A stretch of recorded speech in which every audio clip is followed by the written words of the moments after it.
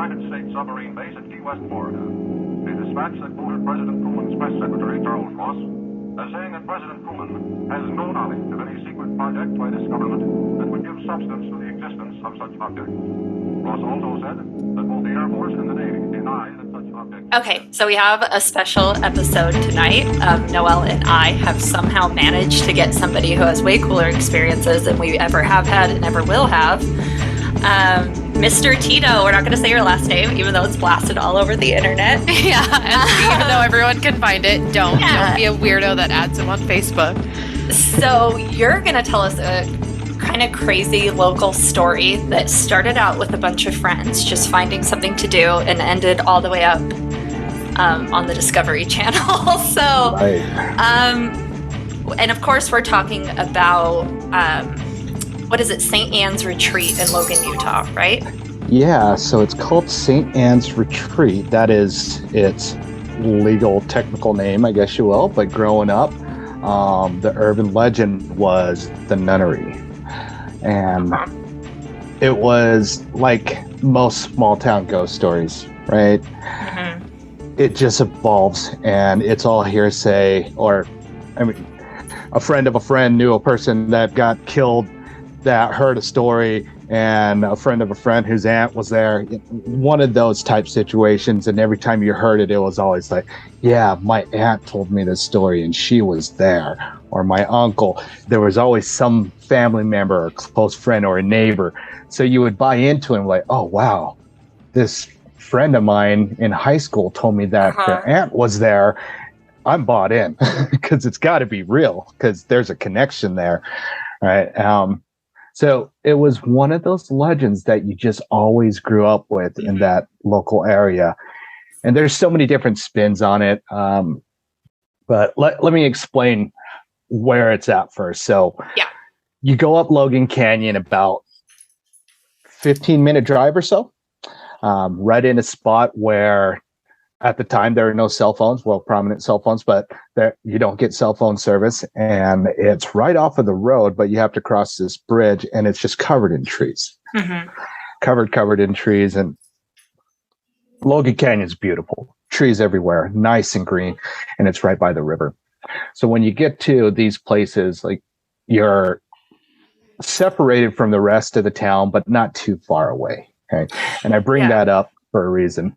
Go ahead. Sorry. Oh, well, just for our non-Utah listeners, like Logan Canyon is northern Utah. It's just how you said. It's gorgeous. It's how you expect a canyon road to be. It's a little windy, not too bad, but it is seriously like trees on both sides. There's the river, and you can go, I mean, it doesn't seem that far from town, but if you go up there and you don't have cell phone service, you might as well be 100 miles away from town. Like, it doesn't really matter at that point because the area is so dense with trees and just nature in general that you can go off the beaten path like almost immediately and no one will hear you scream.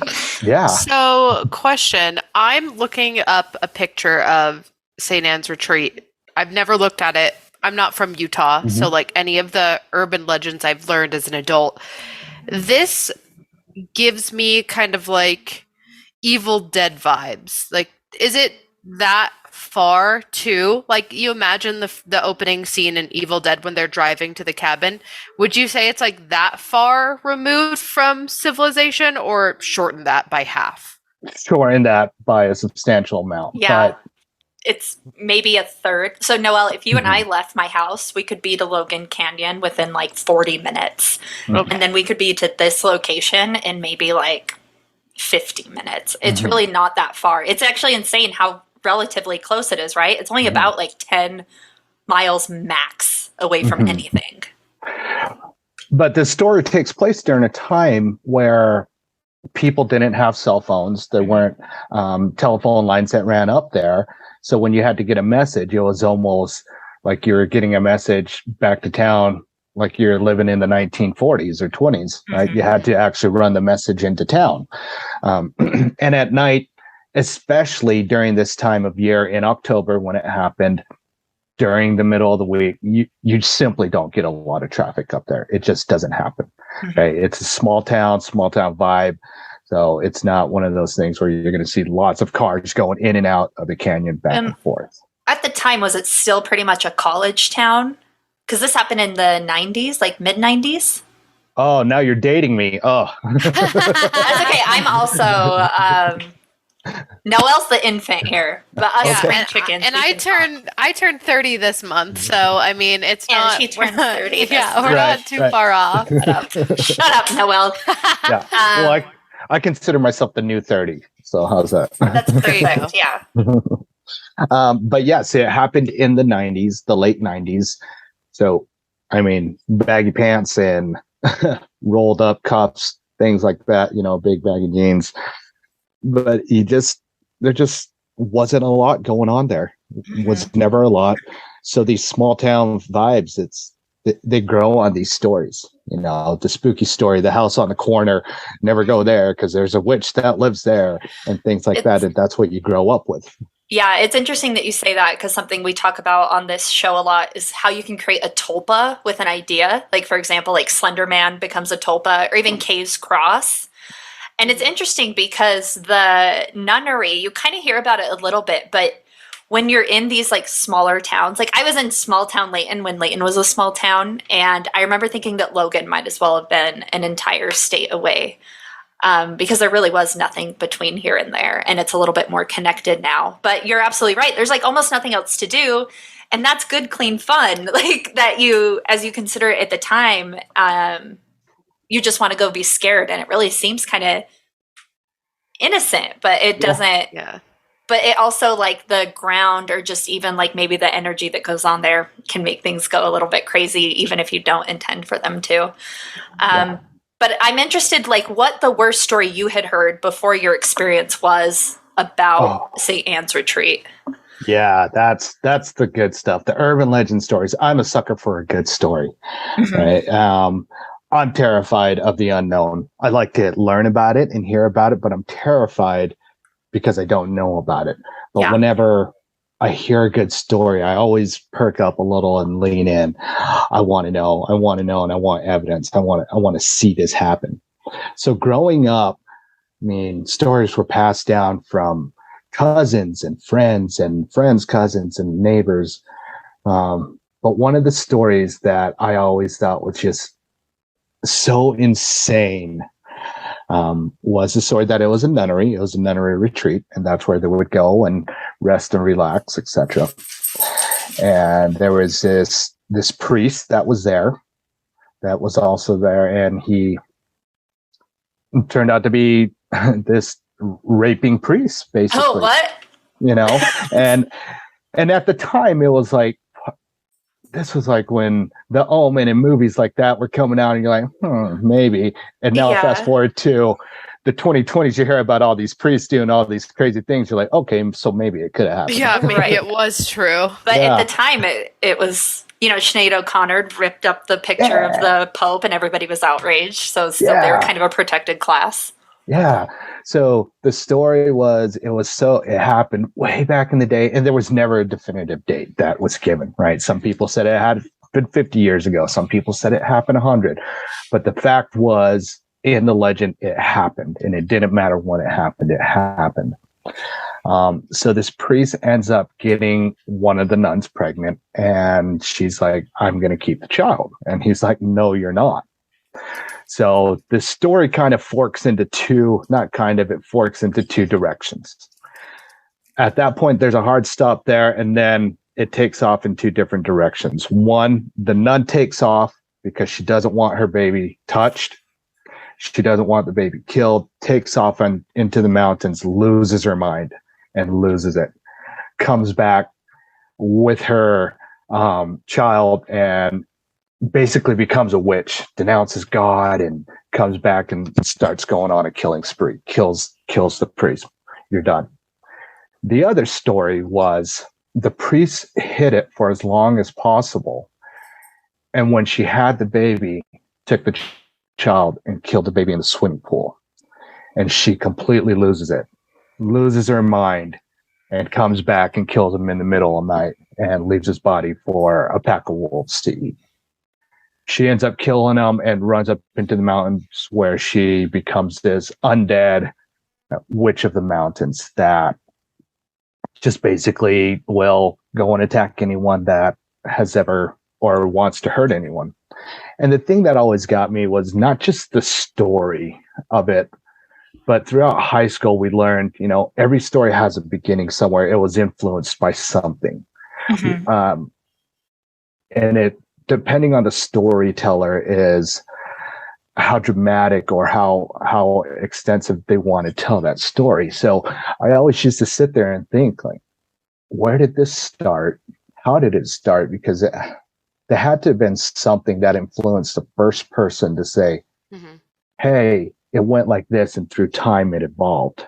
Mm-hmm. So there was always this idea of whether you believed in the story that the priest killed the baby in the pool and she came back and killed the priest, or she ran up into the mountains and lost her mind and came back and killed the nuns. There was death. There was always death, and there was always the pool, and the priest was somehow involved. This story is so fucking metal. It's perfect too, and like especially for Utah, the fact that it's a nunnery, mm-hmm. it's automatically the other, right? In this like LDS based state, so you already are going to have like these preconceived notions of the other being like a Catholic retreat, for example. And then as long as the Catholic Church has existed, so has these like the anti-stories. Right. I even think of like The Devils, which came out in 1971, which is like this notoriously banned movie about a sex-crazed priest who basically takes advantage of all the nuns, the nunnery. And that's, the same story throughout history. And I agree with you. I think that these stories start and maintain and take on lives of their own because they come from a place of realness. And mm-hmm.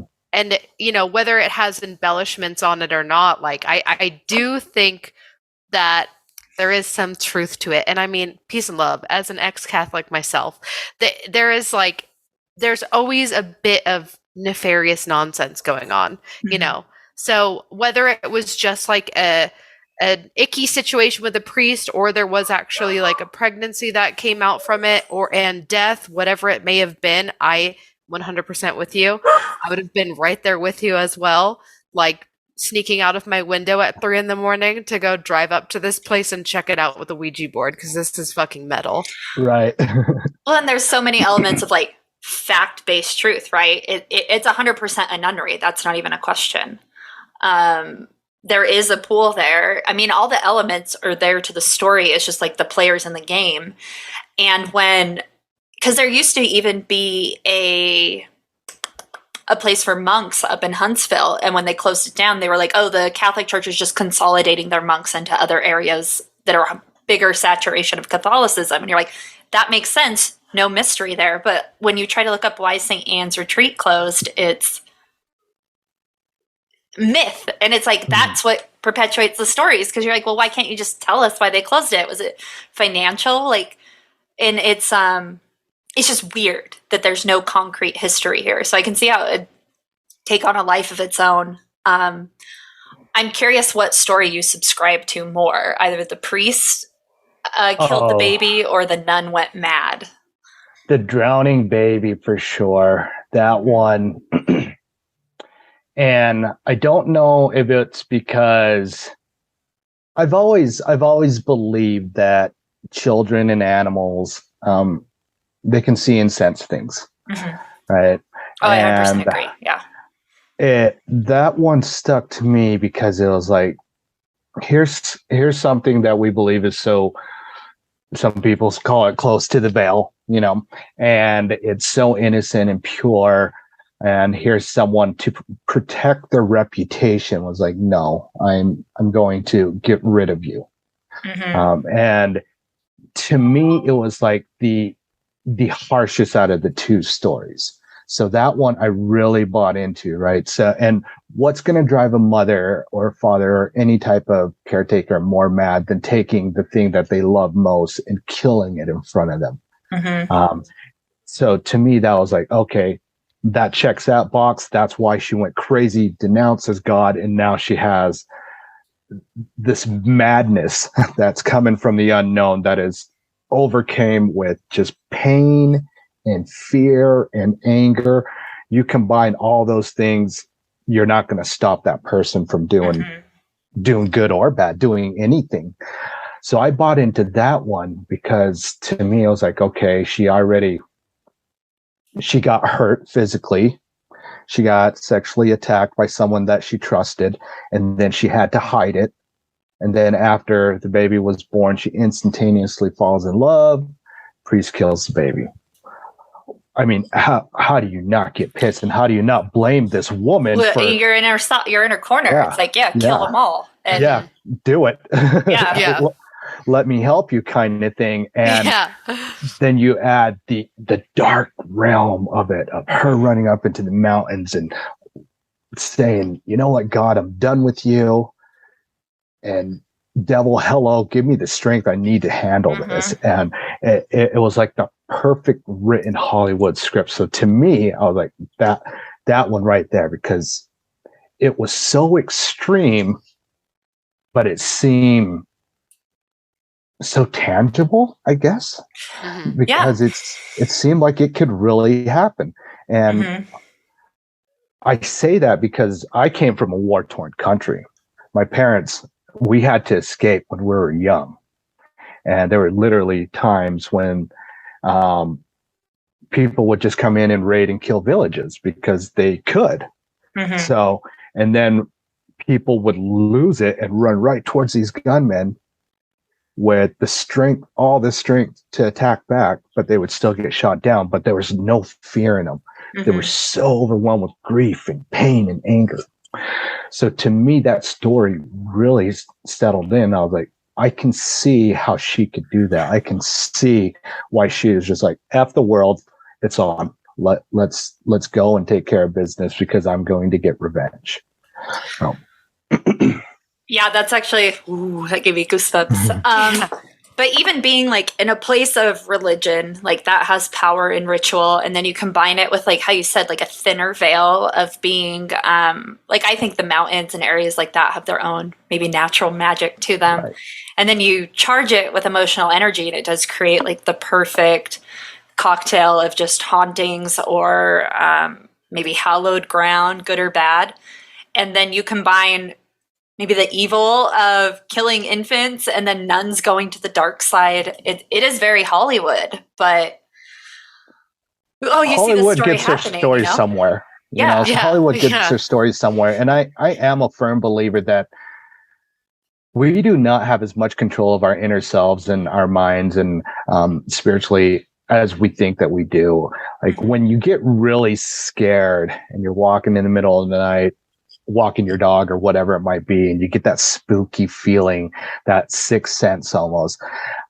Sometimes out of the corner of your eye, you catch a glimpse of something, And I feel like that happens because the energy level within us is just, it's flowing so hard. And some people try to chalk it up to some scientific explanation and stuff, but I'm pretty old school in that sense where I do believe my body can sense things. I'm not saying I'm a psychic and I can predict the future, but I feel like we're all born with that. It's like the lizard brain, right? Like we have so much evolution that has just been packed in, and to think that our evolution is only something that scientists can diagnose in a lab, it just doesn't make sense because that's not what the living experience is about.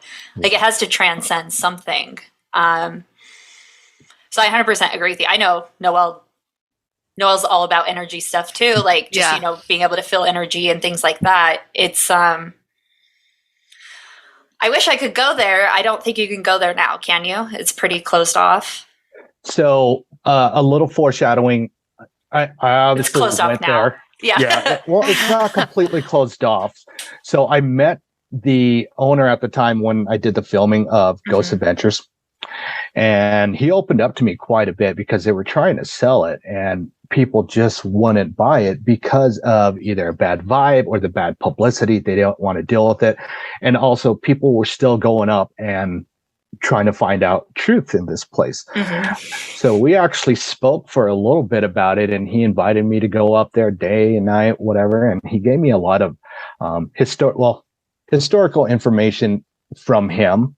I didn't look any of it up to see if it was true, but he seemed very honest and true about what he was saying. And it was pretty interesting because you got a different perspective of that area.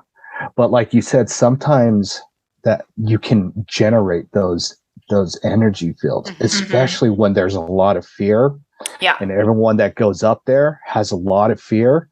It can create something that was never even there. Mm-hmm. Yeah. So have you ever been up to St. Anne's Retreat before this experience happened, or was the event, we'll call it the event with a capital E until we get to it. Have you ever been up to it before that had happened?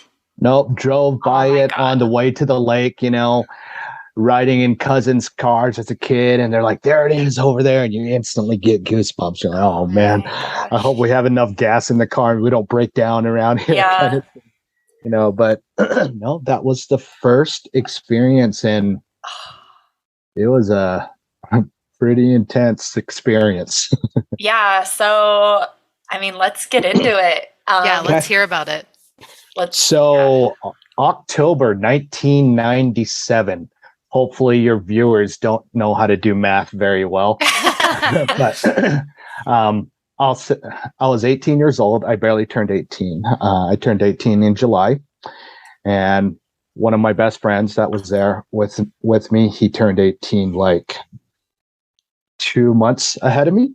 Mm-hmm. And just like most high school kids, we had friends that were a year younger and a couple years younger. So it wasn't uncommon for a 16, 17 and barely turned 18-year-olds to hang out, right? So me and my friend, we got a little duplex because we were cool, right? Here's where we're going to party and drink and smoke and stuff like that. So our friends would always come and slough school at our house, the ones that were still in school, and the ones that wanted to just get drunk and party all night and not worry about things would come over. So we're sitting there at our duplex, and I won't name any names, excuse me, I got a count in my head. You can just make up names. But then he'll have to remember the fake names. That's true. And next thing you know, everyone's going to be like, what the hell is this guy talking about? So there's 7 of us sitting at the duplex, 2 girls, and the rest are guys. Like I said, my one friend is the oldest. He's 18 only by 2 or 3 months. And we're sitting there playing cards, smoking cigarettes, things like that, when we start telling each other ghost stories, because it's October. Right? It's time for ghost stories. We're talking about ghost stories and movies that we've seen. And one of the girls, she just simply didn't believe in ghosts. And she goes, let's go up to the nunnery.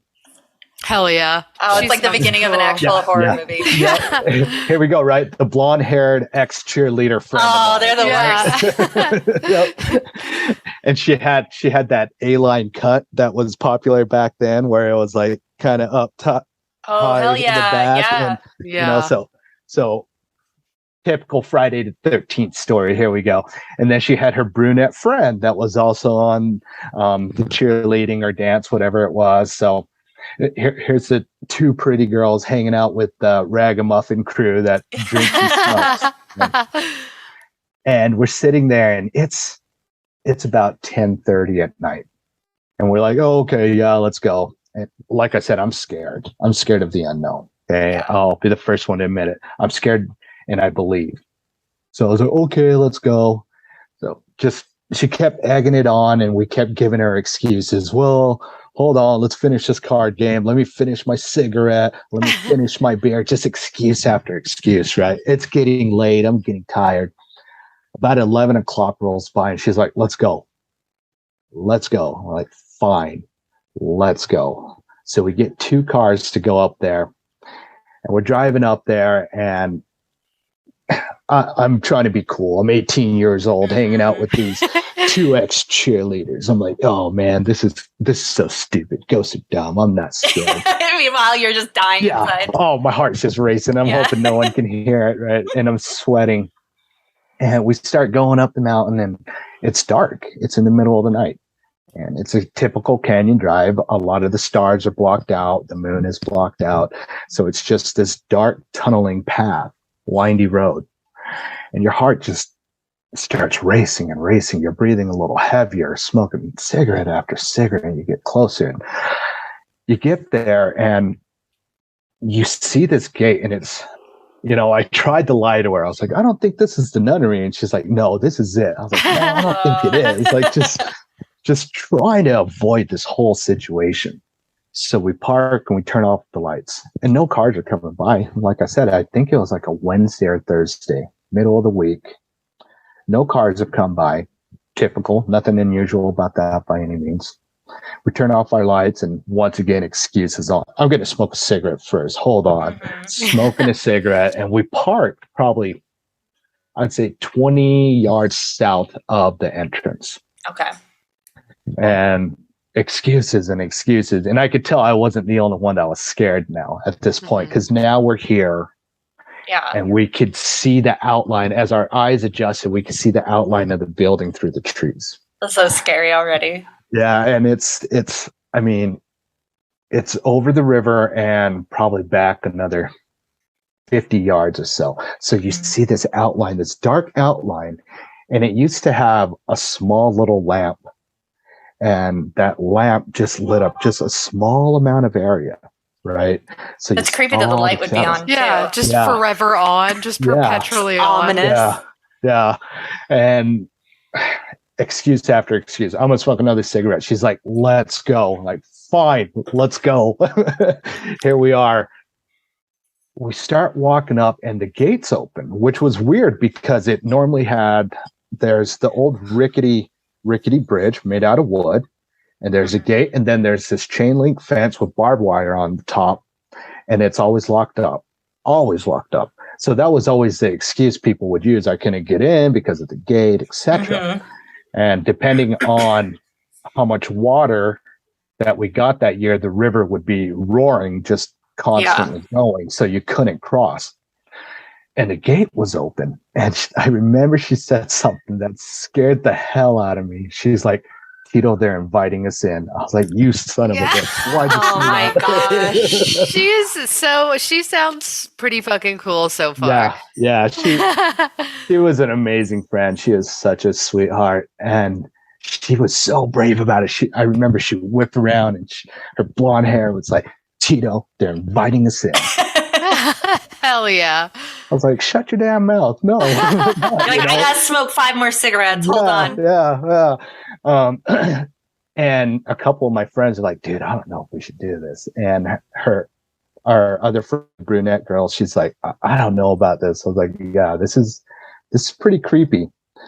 So the blonde, she gets out in front, and we only had 2 little flashlights. The one on her keychain, and one that we got from like a first aid kit. Just no small phones. little thing. Yeah, no phones. No phones. Yeah. No phones. And I mean, these flashlights, it was 1990s flashlights, right? They would shine about 6 feet in front of you, and that's about it. Yeah. With a stream that's about that wide. Keychain flashlight. It's going to save the day. Yeah, exactly. And I kept thinking, I'm going to move this flashlight into some trees or bushes, and I'm going to see someone standing there, and I'm going to shit my pants. Like, I will be too scared that I will shit my pants and just stand there and scream. Well, everything's gone so perfectly wrong / right so far. Yeah, it's the perfect setup. Yeah. So we're walking, we go past the gate, and the brunette's holding onto my arm, and my buddy's next to me, and I'm holding one of the flashlights. The blonde is up in front of us about 5 feet with another friend. They're the brave ones, right? And then we have that friend. Everyone has that friend in the group. It's like, I don't know, man. We're going to get arrested. We got to go. We got to follow the law here. We're going to get screwed, So we had that friend. And then we had the 2 brave friends that are just like, let's do this. Let's go in there. Let's go check it out. So we're walking up this trail, and this trail, it's a dirt road. It's a dirt road, and it kind of winds over to the left a little, and then it comes back over to the right. And it's in the middle of the night, so you hear every footstep, the crunching of the rocks. And as the wind blows, the leaves are all dry. It's fall. You hear some hitting the ground, but it's so quiet. It's deafening, right? Except you hear the footsteps, and then you hear a leaf fall, which normally you just wouldn't hear or notice. This leaf falls and you're startled. It sounds like a crash. It doesn't sound like a leaf falling. And you're hearing that all over, and it just sends you through this panic almost. And we're getting closer and closer. And it opens up after you walk about 40 yards or so. Because like I said, it's about 50 yards to the cabin. So about 40 yards or so, give or take 10. And it opens up. You start seeing that light, and you see back in the distance, you see these cabins completely dark. And you look over, and here's this swimming pool. There's the swimming pool, the infamous swimming pool where death first started. The infamous swimming pool where people were drowned, where babies were killed. The infamous swimming pool where blood stained the water and stained the side of the pool. And you instantly freak out. Yeah. I had this moment of freak out, but then all my friends started joking around. I was like, maybe it's not haunted. Yeah. Maybe we're good. So You're just interpreting the levity. yeah. But they're probably also exactly. scared. Yeah, just denying. Just deny it. Deny it till you feel better. Well, my plan was, it's not haunted. This is lame. Let's bounce. You Yeah. That's what I would be doing. Yeah, I would be I a knew for a mixture of you and the friend being like, we're going to get arrested. Because that's me. I'm the spoil sport in the group. Yeah. And then when we got home, I would have been like, I was totally going to go in. You know that, right? Yeah. Yeah. We can go But it tomorrow was during the so day. Yeah, but it was so lame. I wanted to get back, kind of thing. And I knew that they wanted to go through the cabins. So I already had a plan in my head. This is lame. This sucks. We didn't see anything. Let's go before the cops come. Let's bounce. That's not how it went. So they're like, let's explore. And the first thought in my head was, how do I stop them from exploring? I'm jumping in the pool. So the pool's empty, and it's been empty. It's collected like some rainwater and runoff water. So there's maybe 6 inches of water in the deep end, nothing major, and leaves, and it's all black and murky. I jump in the pool, and I get into the back corner, which would be the southwest corner of the pit pool, and I back up, and jokingly I'm yelling, "Oh, dead babies everywhere, dead babies, dead babies." And we hear this rustling in the bushes. Oh, God. My mind automatically goes to my friends. Yeah. And one of my friends, I was super brave, was like, what the fuck was that? Nothing, dude. We're in the woods. Could have been a raccoon. Could have been a deer. Could have been, things have been falling. He's like, no, I heard something. Of course you heard something. And I'm starting to get scared of this now because he's talking about noises going on. We're at the nunnery. Here's the cabin over there. I'm in here being the jackass saying dead babies in a pool. Well, what did I just do? Did I just open the door here? And so I'm telling him to shut up. I'm like, shut up, dude. Just don't talk like that. Just shut up. You're scaring me. Shut up, man. Yeah, man. I feel you. I'm gonna kick your ass. You're scaring me. And he jumps in the pool, and he's like, dude, I heard something. I was like, get out. Okay, get out. And all of a sudden we hear it again, and it's loud. It sounded like someone's walking behind us. We hear this crunching, and I was like, what? And my heart stops, and my friends stop talking, and I back myself into that same corner, that southwest corner near the deep end, and my friend starts going up the side. And we hear this, boom, boom, get on the fucking floor. I'm like, oh my gosh. Oh my God. What is this? And I look up because, like I said, I'm back in the corner. I look up like this, and it's hard for me to even breathe. Like my heart is racing, and I'm trying not to pant because I don't want them to hear me. And I'm just looking up, and I see this flashlight, and I see another boom, boom flash. It's coming from this, what you can only assume is a gun because of how loud it is and the flash coming off. Everyone on the fucking floor. And my first thought was, drunk rednecks, we're going to get in a fight. That was honestly my first thought. My friend starts crawling out, and we hear two more voices. One guy, hear him come up, and he's just yelling. I'm looking from the back corner of the pool, and I'm seeing feet, and legs, and I'm seeing flashlights and stuff above me. Everyone on the floor, get the fuck down. So that, just swearing at everyone. They're like, whoa, what's going on, you know? And for some reason, I don't know why, I started crawling out of the pool. I start crawling out of the pool, and he turns around and puts his gun to my face. The flashlight's on it. Puts his gun to my face. And he goes, there's the fucking leader right there. And I was like, whoa, leader? Yeah. What are you talking about, man? And he goes, get on the fucking floor. And he pulls me up by my shirt collar, throws me on the ground. He's like, hey, man, don't know why you're pissed, but we're sorry. And my friends are yelling. They're like, hey, leave him alone, leave him alone. And he goes, hog tie that son of a bitch.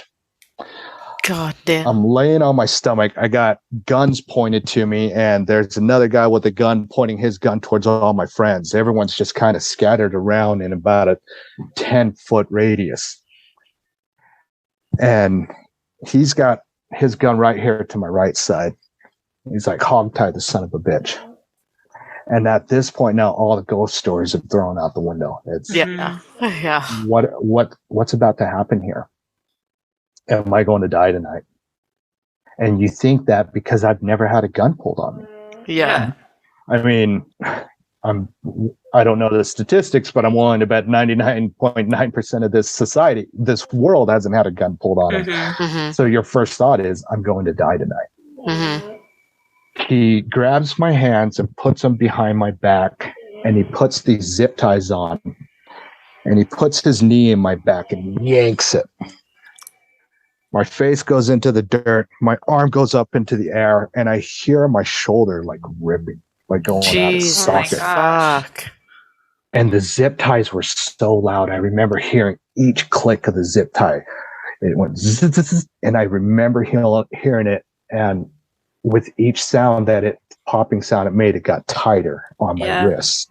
And my arm was just up here, and I just screamed, fuck. My friends are yelling, leave him alone. What did he do? He didn't do anything. Leave him alone. He grabs my ankles, zip ties my ankles, and then he puts my ankles and my wrists together. So now I'm literally hogtied. My friend goes, hey, leave him the fuck alone. The dude gets up and he goes, go shut that fucking gook up. Oh my God. Oh my gosh, what is about to happen? So I'm laying on the ground, hogtied, and I'm looking up. And he walks over to my buddy. All of my friends are laying on their stomachs with their hands on their head. All my friends. And he goes up and he pulls his gun, puts it right to his head. And he goes, shut the fuck up. I should have killed all you in Vietnam. Pulls the trigger. What the Boom. fuck? All you see is the lights from the gun. Nothing but silence. And it seemed like it lasted forever. Everyone's just quiet. I was like, oh my God. He just shot him. He just shot him. He just shot him. He just shot him. And my buddy goes, I'm sorry. I'm so sorry, sir. And we're like, oh, he didn't kill him. Thank you. Yeah. Just losing our minds, right? I mean, that whole situation maybe only took 30 seconds, but I swear I could have counted to 1,000. Yeah. Yeah. He's dead. He just killed him. He just killed him. He just killed him. Oh my gosh, he just killed him. We're all going to die tonight. And we start thinking, it takes 15 minutes to drive up here. There's no phones. We've been up and down this canyon all of our lives. We used to sneak up this canyon to go party and have bonfires, and cops wouldn't come because they just never did. And that was during that time, you know, cops just didn't go up there. So someone could theoretically kill someone and no one would know, at least until the next day. So my friend, he looks up and he's like, I'm sorry. And I was like, oh, good. He didn't kill him. The dude goes, get all these motherfuckers into the cabin. All right, well, what? And he goes, everyone on your feet. Starts picking everyone up. And he goes, get up off of the floor. I was like, dude, you hogtied me. I can't get up. And he cuts the ties off of my ankles. And he picks me up by my wrist where I'm tied up. And it just brings my shoulders back up and I was yelling. I was like, oh, fuck. And he picks me up and he goes, go. And they march us in the single file line. I think at that point, we were so scared, it didn't fully register still. Mm-hmm. Like, it was still like, okay, is this a joke? Like, is this like a really bad joke? So we go into this cabin. And as I remember, as we're walking to the cabins, I'm looking around and I see that lamp that you can see from the road. Mm-hmm. And to go somewhere else in my head to find a place of safety, I started thinking about when I used to drive and I'd see that lamp and how I'd either be on the way to the lake with my family or friends or on my way home, not here. Mm-hmm. And I tried to associate it to something else to find some peace, to find an escape in my mind, right? But then the pain kicked in my shoulders, and hearing this guy giving us marching orders brought me back to that spot. And my mind was just going in so many different places. I look over and I see these different cabins that are all dark, and you see these silhouettes. And I even started thinking, am I going to see a nun? Am I going to see a ghost? Mm-hmm. You know, is that how this actually happens in this world? And this reality is, it's not the ghost itself that does it, but it's the influence of the evil and the danger and the pain that encourages others to do its bidding, if you will. Mm. I mean, you're just thinking of so many different things when you watch your friend almost get shot, you're hogtied, you have a gun to you, and all you were doing was looking for a good scare. Mm-hmm. Yeah. So I'm just thinking, what is happening? So he takes us into this main cabin area. It's the largest one. And he sits us in this half circle. All my friends, and I'm the last one to get in. And I knew that we weren't going to escape. So my idea was to talk to this guy, thinking I can reason with this person. Mm-hmm. And I'm sitting next to the brunette, and then there's the blonde, and then there's all my other friends. It really sunk in when I started looking around and seeing all my friends' faces in this half circle. I remember I talked to the guy, and I was like, look, man, we were just trying to get a scare. We'll pay for whatever. Just let us go home. And he's like, I bet you're scared now. It's like, yeah, you're absolutely right. We are. We're terrified. We're sorry. You know, and he's like, why did you come up here? We just wanted to know if the stories were real about the nuns. Mm-hmm. And he goes, every person that has died, I killed them and buried them under this cabin. Jesus. Holy shit. Yeah. You know, and at this point, we've been hogtied, we've been assaulted, we've been shot at. They got us tied up in a cabin. You have the ghost stories all running through your head. And now this is happening, and we're like, this might be real. There's no reason to not believe him. Yeah. He's only giving you everything but proof that he's being for real. Yeah. And you could see everyone collectively, just every ounce of fight from them just slipped away. Like everyone just, we're fucked. And I looked at him, I was like, we're sorry. And he's like, stop talking to me. And there was 3 of them, right? And they kind of just circled around us like buzzards. And then one posted up by the door and just sat there so that we couldn't leave. The ringleader, if you will, circled around, just talking shit. Then the other one was behind my buddies, and they just had their guns pointed at us. And the part that really sunk in, that really, oh man, it broke my heart, was when the brunette next to me, I looked down and her contact was on the floor. And I was like, whose contact is that? She's like, it's mine. And she looked at me, and till this day, it still freaks me out. You know, she looked at me and she said, whatever happens, do not let this man rape me. Mm. Yeah, Jesus Christ. Yeah, because that would be my first thought too as a woman. Yeah. And I was like, I'm so sorry. I looked at her, I was like, I'm so sorry. I'm so sorry. And she goes, I'd rather die. And that, like, my heart just, it stopped. I felt so bad. She's like, don't let him touch me. Do not let him touch me. If he wants to kill me, let him kill me, but don't let him touch me. And I remember I told her, and I only told her because I felt like she needed to hear something, but deep down inside, I didn't believe it was true. Mm-hmm. But I told her I won't. I'll do whatever I need to protect you. Mm-hmm. And she's like, please don't let him touch me. I was like, I won't let him touch you. But deep down inside, I was like, Tito, that's a lie. You don't know if you can protect her. If he grabs her, you're tied up. Yeah. What are you going to do? Mm-hmm. Yeah. And he noticed that I kept talking to her, so he came and put a rope around my neck. He claimed that it was detonation cord, and then he ran the rope into another room, right behind me.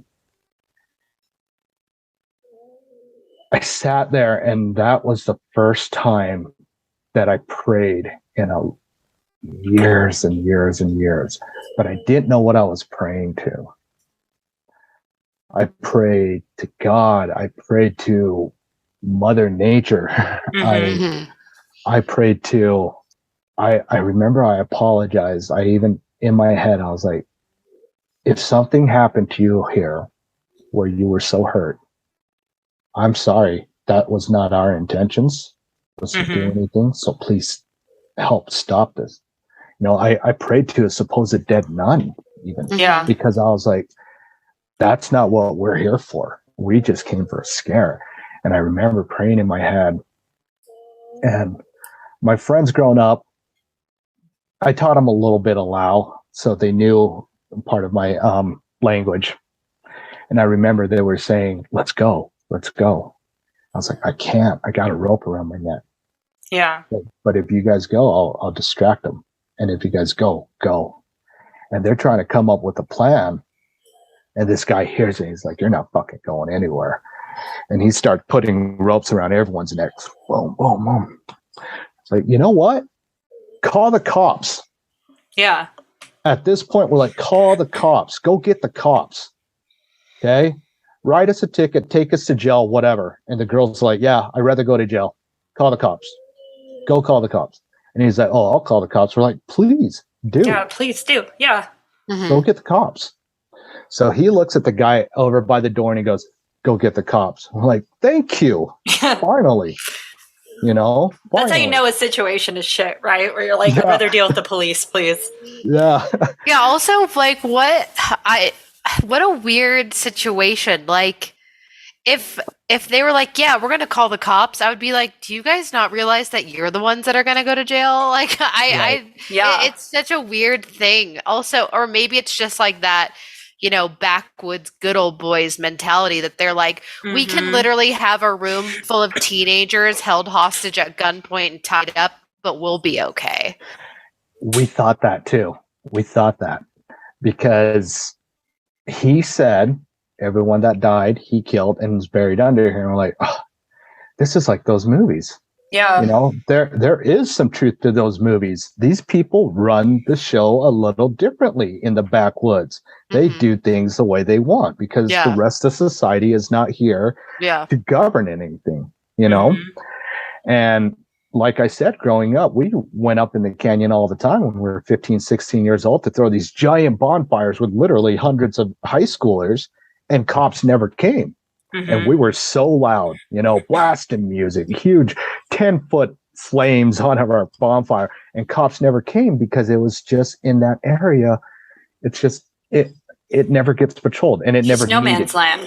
Exactly. Yeah. And people didn't have phones or anything like that. So it starts building on that fear again. That guy leaves, and I remember we look at each other. All right, that guy's going to get the cops. It's going to take him 15 minutes to drive there. He'll talk to the cops, and they'll follow him up here. He'll talk to the cops for about 10 to 15 minutes, and then they'll follow him up here another 15 minutes of driving. So we'll see cops in about 45 minutes to an hour. Let's just tolerate this bullshit, and then we'll get our ticket, we'll get arrested, and we'll figure it out. You know, all of us wanted to get arrested at that point. We're just like, get us out of here. So, as you recall, I said we went up about 10:30 or 11 o'clock. This whole thing that was taking place took about 35 to 40 minutes. So we're about at midnight, a little bit after now. Middle of October, sitting there, nothing, no cops. Every so often, the guy would come around. It's like, wow, you guys look fucking scared. Like, we do. Starts going off. Man, I spent so much time in Vietnam. All you pieces of shit. I should have killed all you motherfuckers in Vietnam. They killed so many of my friends. And I remember I peeped out. I was like, dude, I'm not even Vietnamese. Yeah. You're like, sir, we're children. Yeah. I'm from Laos. Just so you know, I'm from Laos. And there was like secret military U.S. camps in Laos. They helped you guys, so you should let me know. Like, I seriously was like, hey, I'm an ally. Ally. Exactly. And I thought that would have touched him. He's like, fuck you, you're all the same. Oh, and I remember my Vietnamese friend looking at him, and he looked at my other friends. He's like, what are you? And my friend goes, I'm Cambodian. And he looks at my Vietnamese friend and goes, what are you? He goes, I'm Cambodian. You know, and he's just like, you're all the fucking same to me. What's this dude's deal? I was like, hey, like I said, I had nothing to do with that war. And if my ancestors did, I'm pretty sure they were on your side, because, you know, that's how it went down, all the politics behind it and whatever. Excuse me. And he just would sit there and terrorize us, you know. And I remember I looked back at my friend's wrist, and her hands are turning white from lack of blood flow. The one that said, please don't let him rape me. And I looked at him. I was like, can you loosen up her zip ties? She can't feel her hand. And she's like, oh, listen to you, the fucking hero. You're the one that let everyone in here. I was like, I didn't. What are you talking about, dude? Sir, I wanted to go home. I smoked cigarettes on the road. Yeah. I wanted to stay at home, man. Like, if you would have listened, I was the one that said, no, I'm terrified. And she's like, don't worry about it, Tito. Don't worry about it. I was like, hey, she can't feel her hand. And we're kissing ass, calling him sir, mister, being as polite as possible. Sir, can you please just loosen up her zip ties? You can even tighten up mine. It's like, oh, you're such a fucking hero. You're not going to be a hero when you're buried underground, this and that. I was like, just give her some comfort. So he comes up and he cuts hers off and puts on a new one, not as tight. And I'm watching the blood literally flow back into her hand. Her start to get color back into her hand. And he comes up, puts his knee back into my back, and grabs my zip ties, yanks on them again. My head hits the floor, and I just scream. I was like, fuck. It's like, don't swear. You know, don't curse in here. That violates his sensibilities. He's like, sir, watch your mouth, please. Yeah, this is where we draw the line. You know, and I screamed, and he's like, don't swear, you know, no cursing in here. And I was like, oh, a killer that doesn't want me to swear, whatever. Yeah, righteous, very righteous of you. Yeah, but still, I'm like, I'm going to be polite. I'm going to be nice, because I don't know how this story ends. This story either ends with me dying first, or I watch my friends get killed and then I die. That was the thought that was going through my head. Time's going and time's going. I was like, where are the cops? He's like, they'll get here. Don't worry about it. Like, dude, time's going. Every time we start talking, he'd come and interrupt. And I remember counting in my head, like 1, 2, 3, 4, 5, 6. I remember at some point I got to like 1,000. I was like, where are the cops? They'll be here. Start counting again. Where was I at? 1,000, 1,001. You know, got to like 1,500. Where are the cops? They'll get here. Shit, I don't think the cops are coming. That's when even more fear started sinking in. Cops aren't coming. It only takes 15 minutes to drive into town. It would take another 10 to 15 minutes to talk to the cops, another 15 minutes to come back. We're looking at an hour max. They're not coming.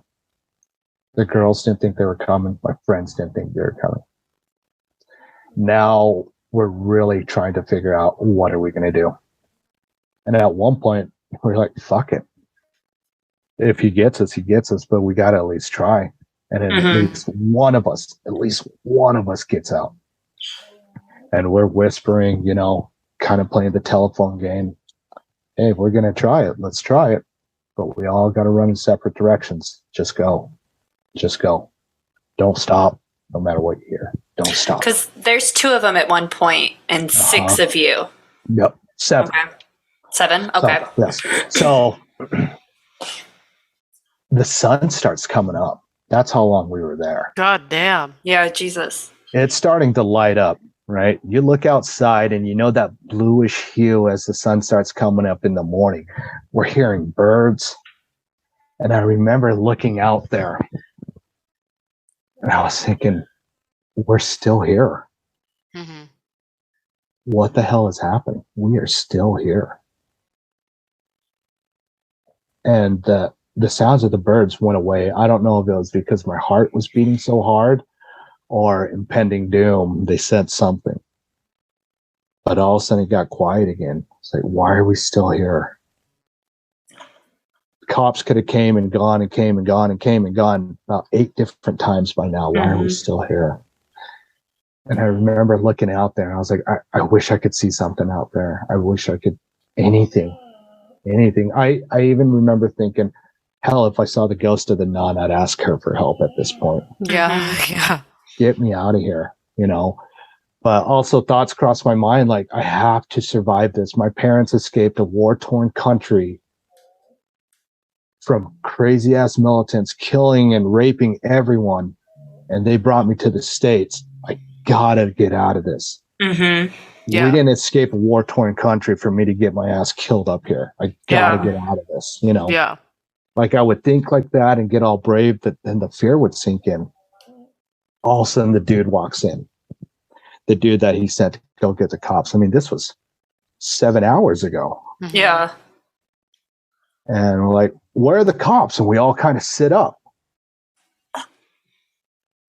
Doesn't say anything to us, walks over to the guy, says something to him, and the guy just kind of laughs. Sheriff's officer walks in. And instead of helping us, I remember he comes in and goes, wow, you guys look like a bunch of sleigh dogs. No What the fucking fuck? way. I look over at the girls and she goes, that's how they've been fucking getting away with it. They have cops on their side. Right then and there.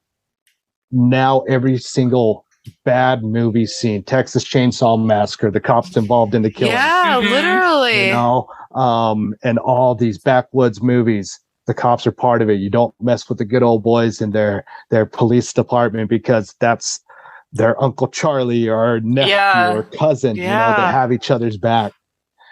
And he didn't even say anything to us. Walked over to the guy and me and the girls, and we all look at each other and we're like, that's why it took so long. Mm-hmm. This is how it ends. And this is how they get away with it. They have an inside guy that helps them get away with it. And this is how they get away with it. So at this point, we're like, okay, let's go. Let's go. If we die, we died fighting. One of us is going to get out. Let's go. And we are all saying, run in different directions, try to get out into the street and try to get someone to stop. Next thing you know, he starts standing us up. Picks me up first. And I'm just saying, okay, I'm the first one to go. And I'm looking around. Where do I run to? How do I stop this guy? Do I throw a shoulder into him? Do I kick him in the nuts? Mm-hmm. What do I do? And all of a sudden, 2 more cops walk in. One skinnier, younger cop walks in. And then this taller, typical police officer, taller cop with a mustache walks in. And he goes, what the fuck? I was like, wait a minute. What's going on here? And the guy turns around and I want to say he called him Sarge or something like that. And he comes in and he goes, why is there fucking ropes around these kids' necks? I was like, oh. And you're like, on our side? mustache! Save the day! But we were still kind of like, Yeah. right? Like instant PTSD already. And he goes, why are they zip tied?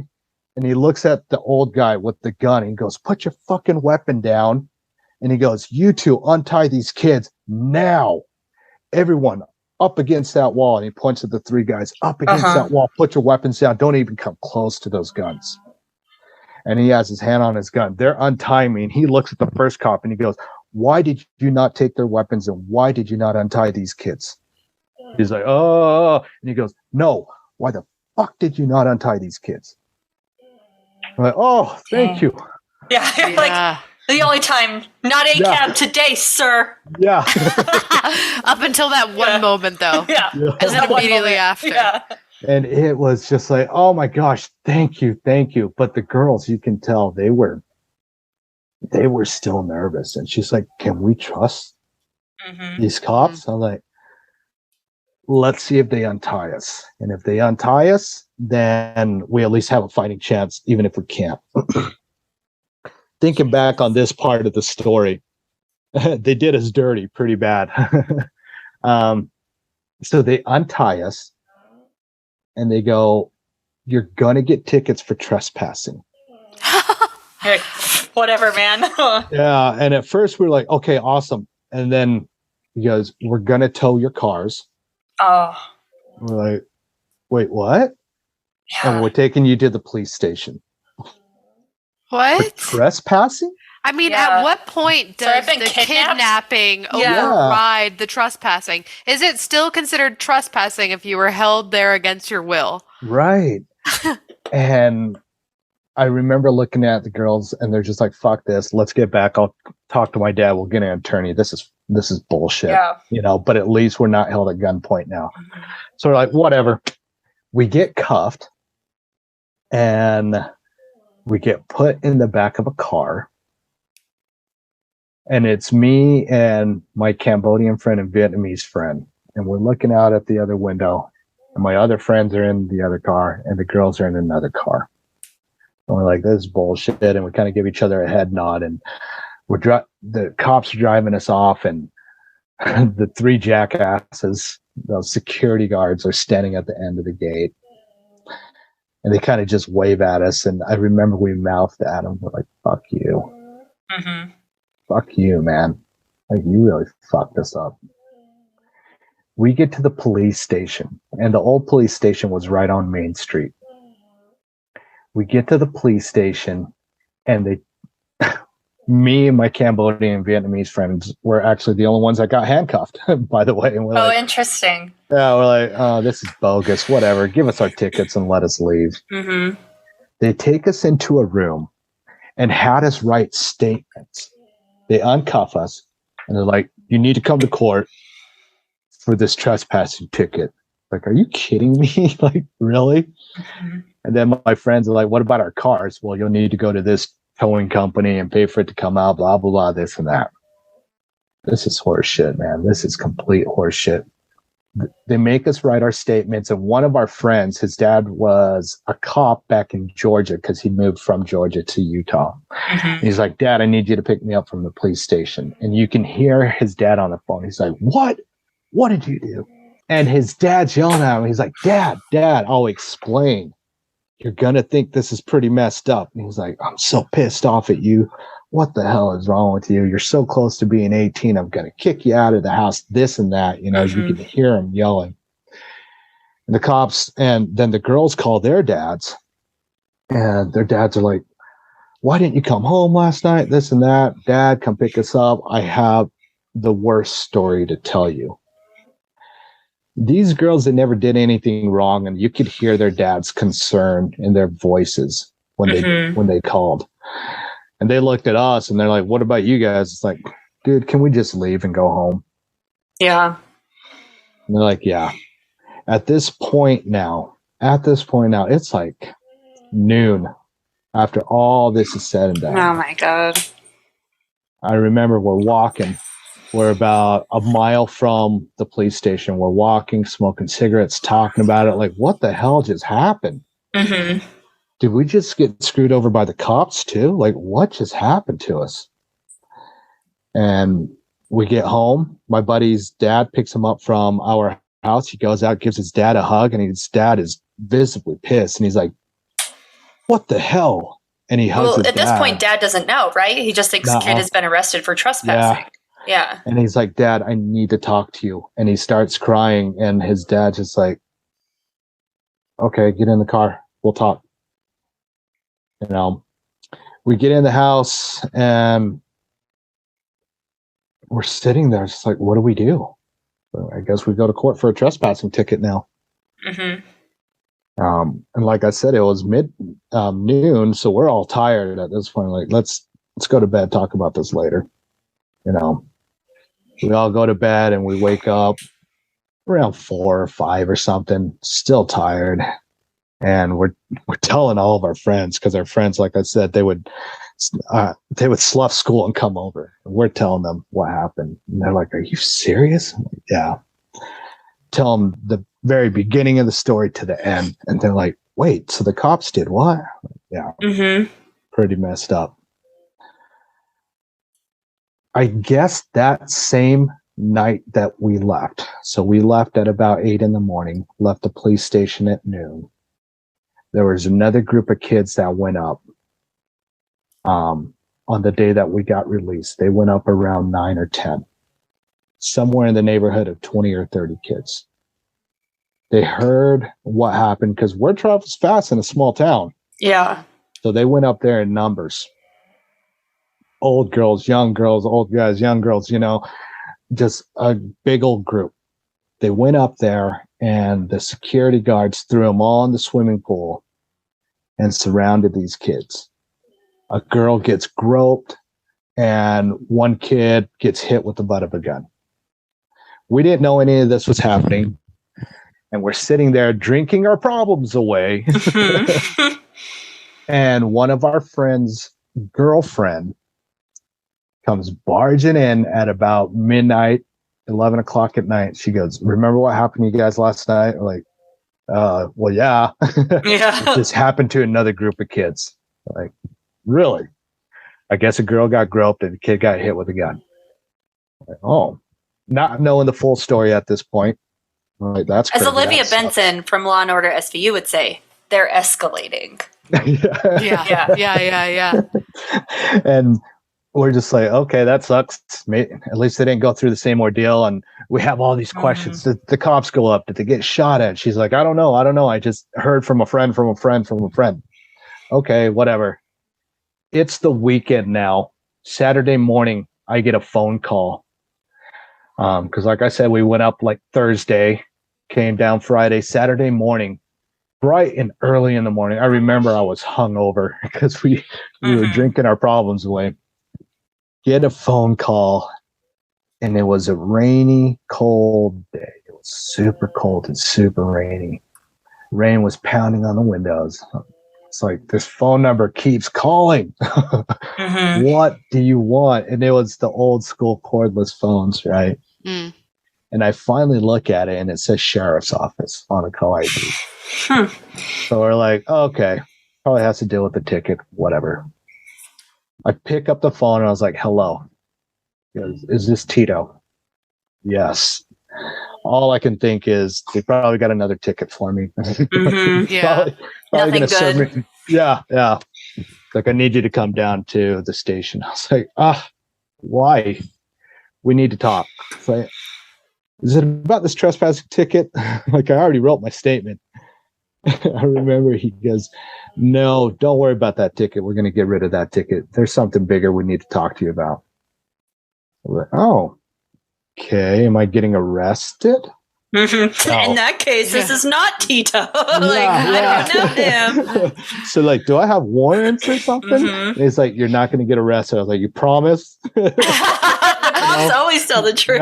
Yeah. Totally for sure have to tell the truth always. He's like, yeah, bestie, come on over. We'll even give you your car back. Right? Because, like I said, I barely turned 18 just a few months ago. Yeah. Like, you promise? He's like, you're not going to get arrested. He pinky sweared through the phone. Yeah. I was like, all right. And I remember telling my buddies, I was like, okay, I'm going to the police station.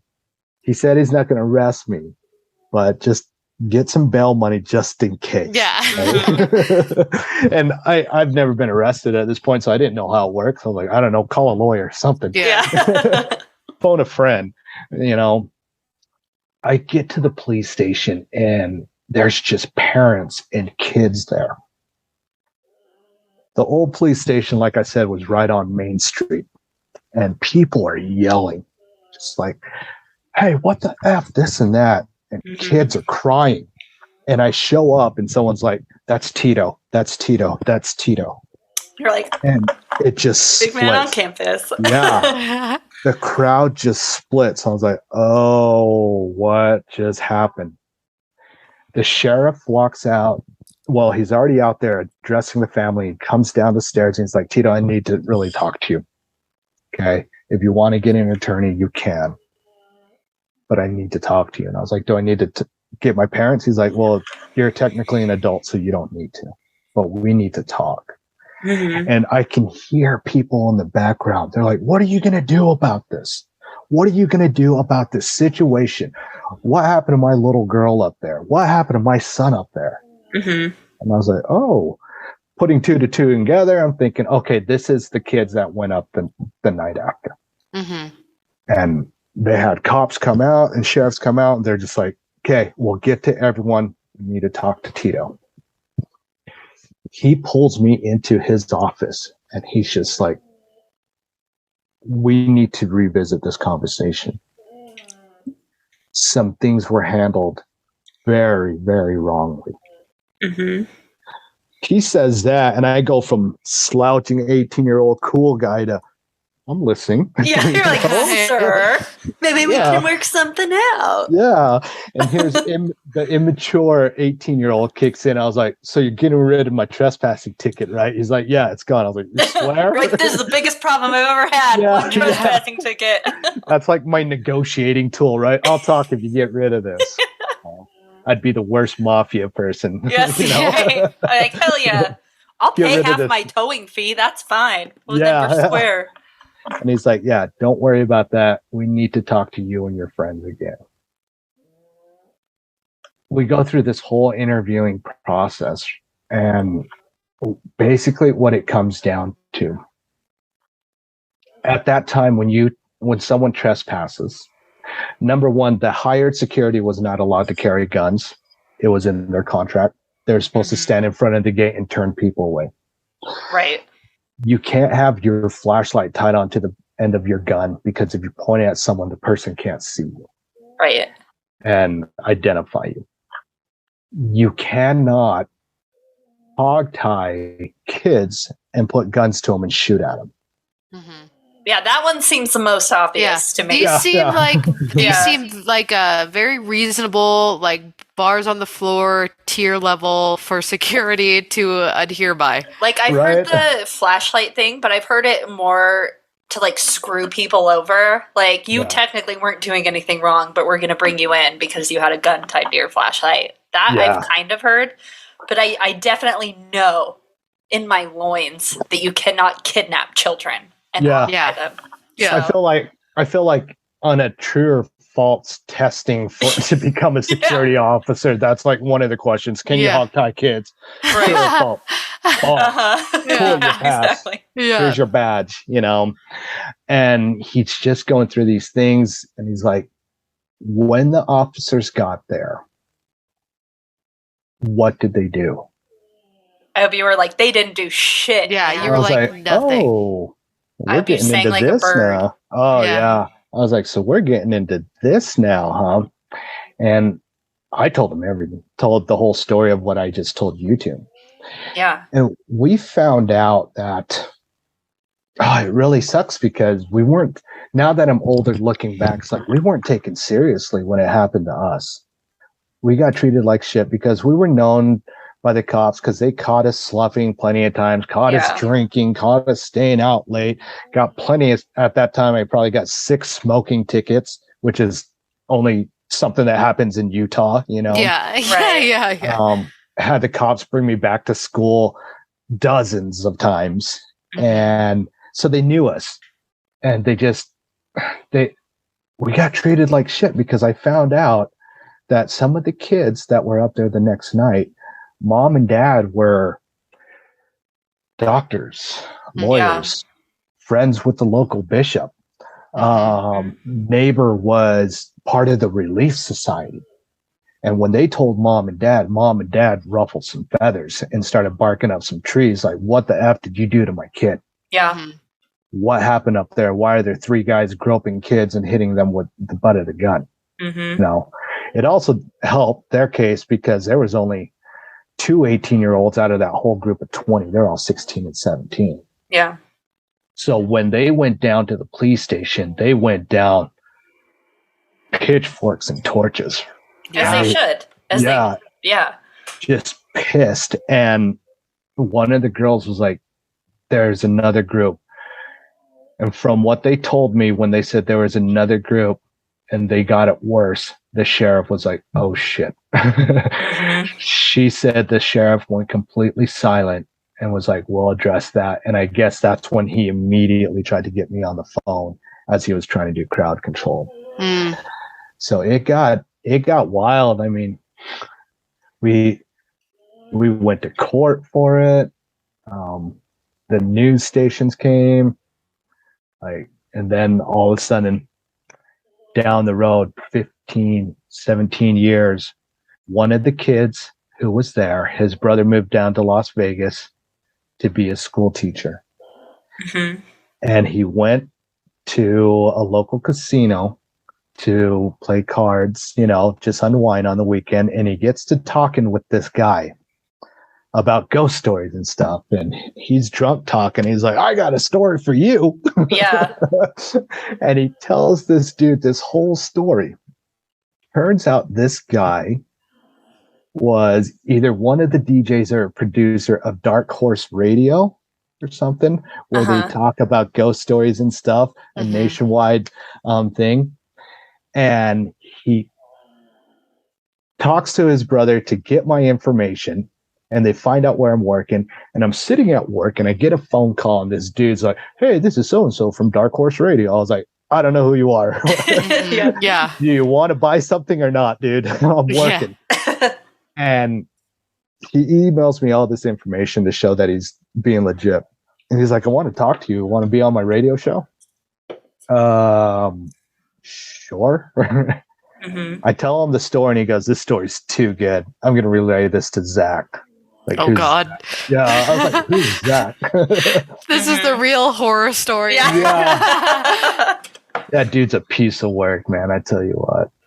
And he's like, Ghost Hunters or Ghost Adventures, whatever that show's called. I was like, oh, I'm in. Let's do this. As anyone would. We would too. Yeah. Oh, that dude's bogus. I'm going on record. That Please. Guy. No, so this is where we get into part 2. Yeah, part of 2 the Ghost Adventures saga. A continuation of the worst things that have ever happened to you. You thought Tito's experience was bad? It gets worse. Really it gets worse. So they do this early interviewing process, all that stuff. We talk, and he's like, this is a great story, dude. The thing that I love about the story is you can sense that it's true, because a lot of people try to fluff up their story. I'm like, well, because it really happened, Yeah. And he would ask me questions like, do you think it's haunted? I was like, you know what? I believe. I truly believe. And there's been some things that I've seen and heard and felt that I've questioned. There's some things that I have witnessed, and I have said, if that was real, then I have seen something.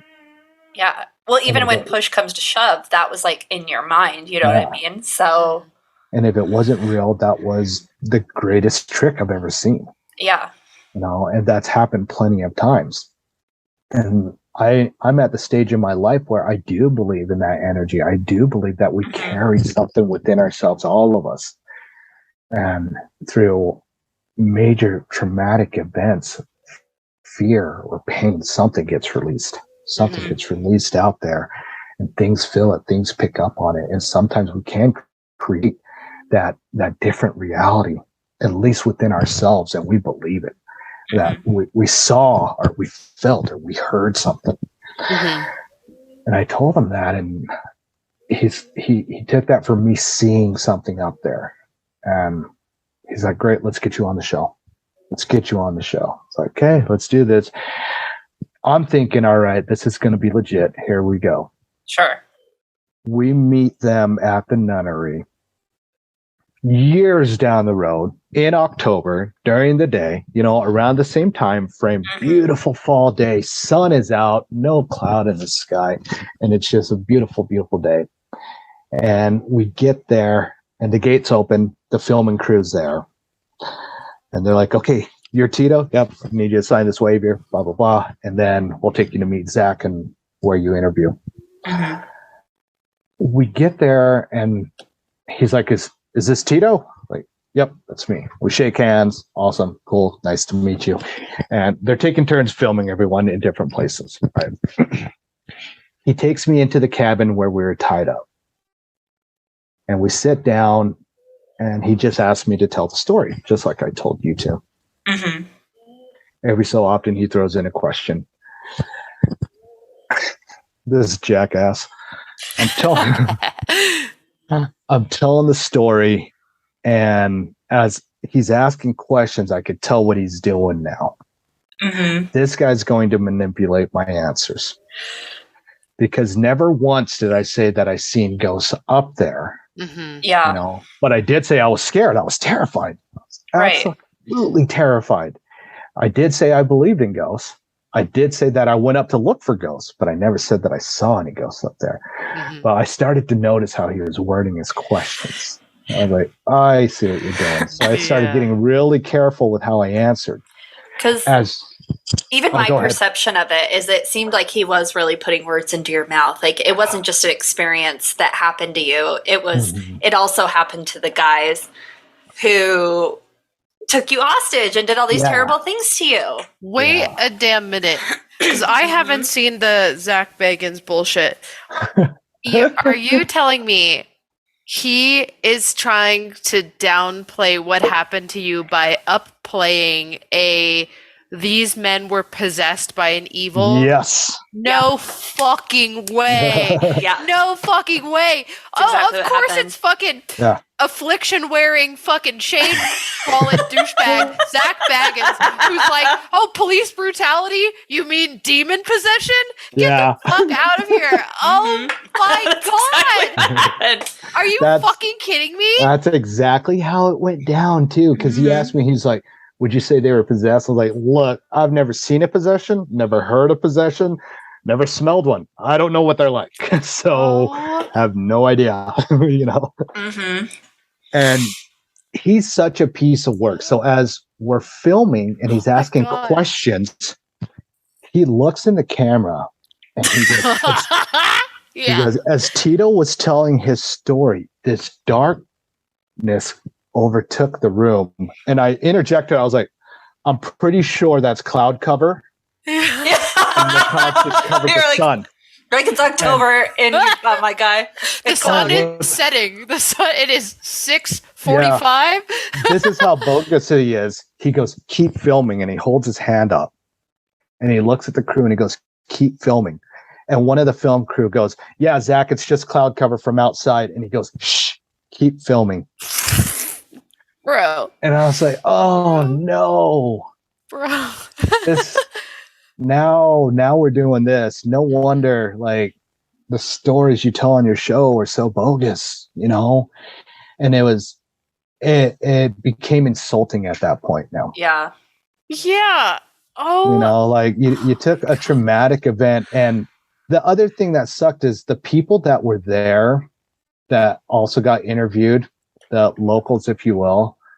I was like, dude, what are you saying to him, man? Like, are you just trying to get some extra TV time? Like, you're saying some crazy stuff that I have never heard. Like, one of the dudes is talking about how he couldn't catch his breath or something. Like, dude, you just walked up a hill smoking a cigarette, man. Yeah.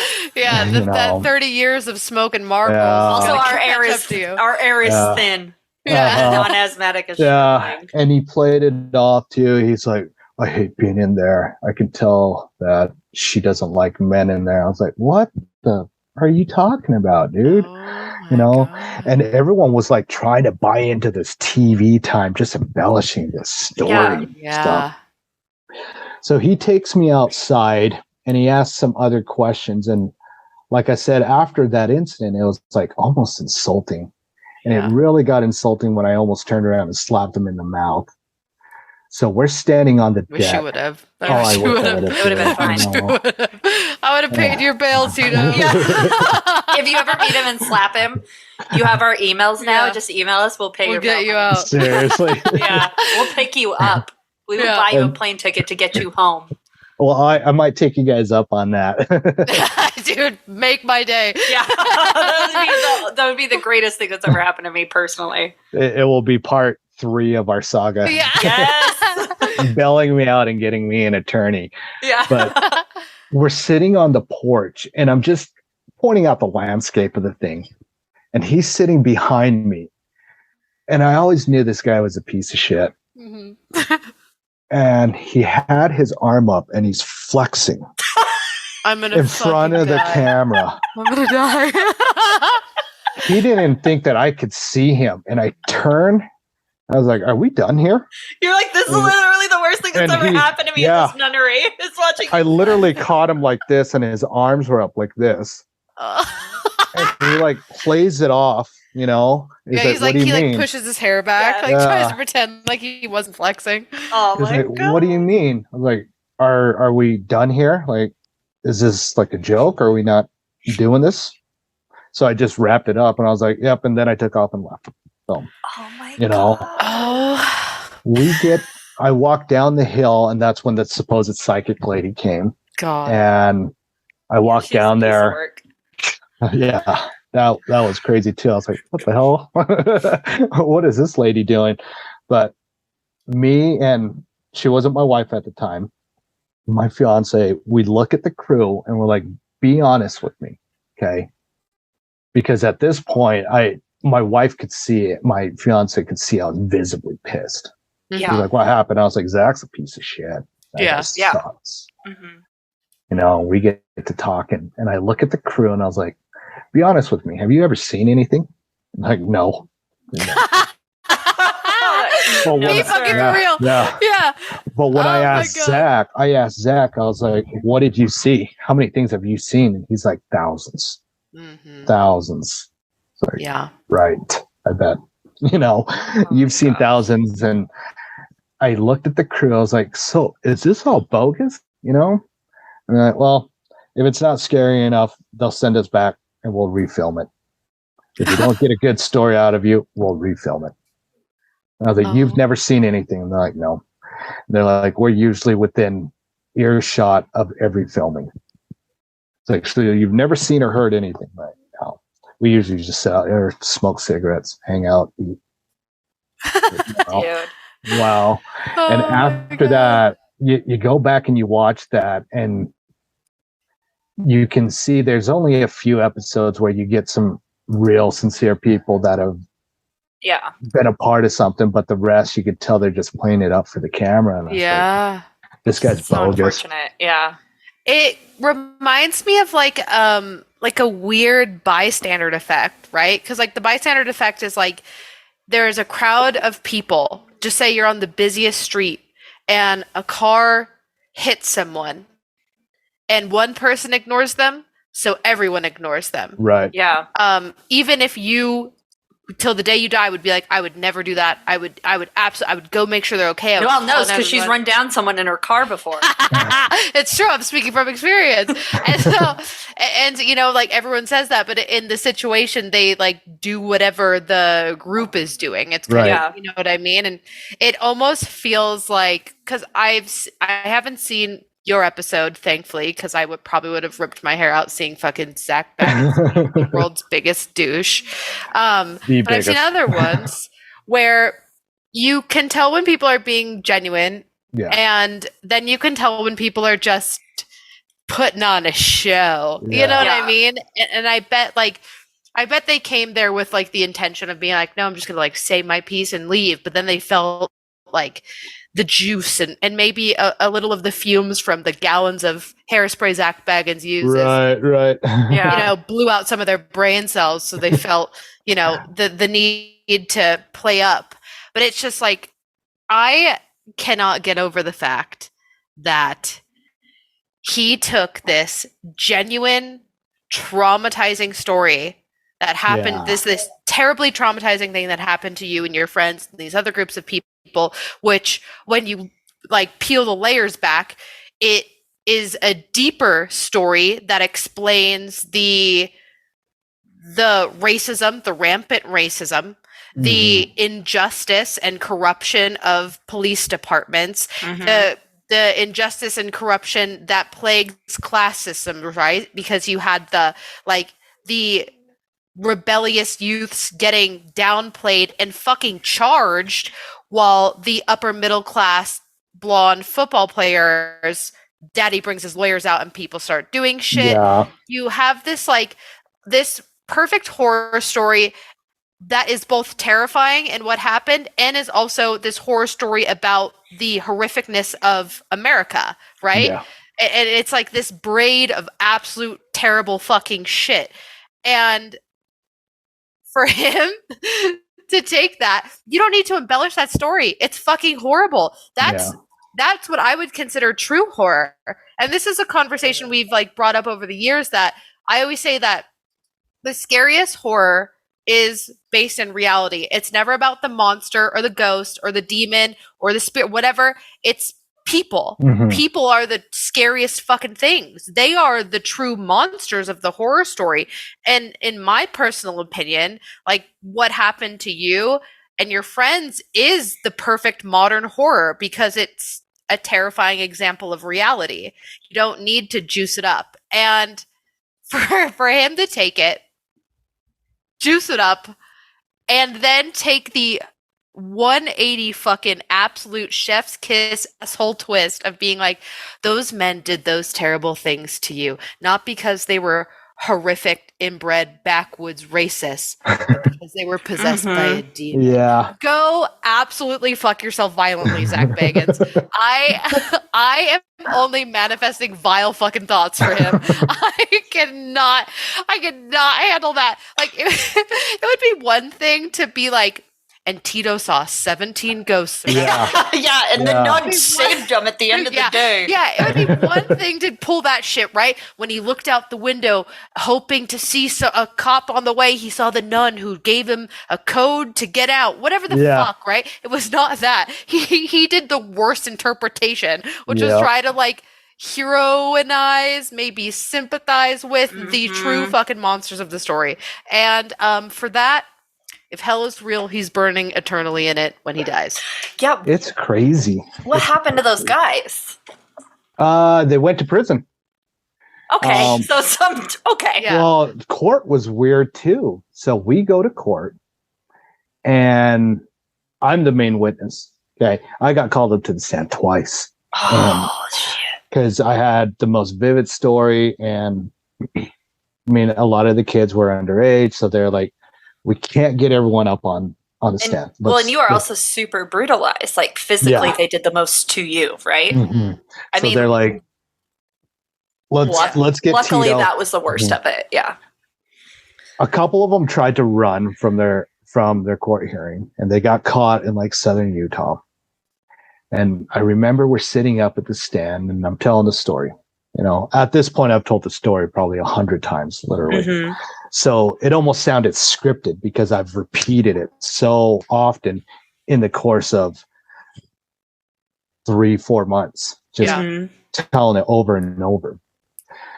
Their attorney gets up, their defense attorney gets up, and this dude, I never thought I would have a judge on my side, but it was hilarious. He's just like, so what were you wearing that night? It's like, what do you mean? He's trying to slut shame you? Yeah, he's trying to slut shame you. And I just kind of was like, what do you mean? He goes, like, what were you wearing? Like, jeans, a hoodie, some shoes. He's like, what kind of shoes? I was like, my basketball shoes? He's like, were they Nikes? I was like, yeah, my Nikes. He's like, what kind of hoodie? A white Adidas hoodie?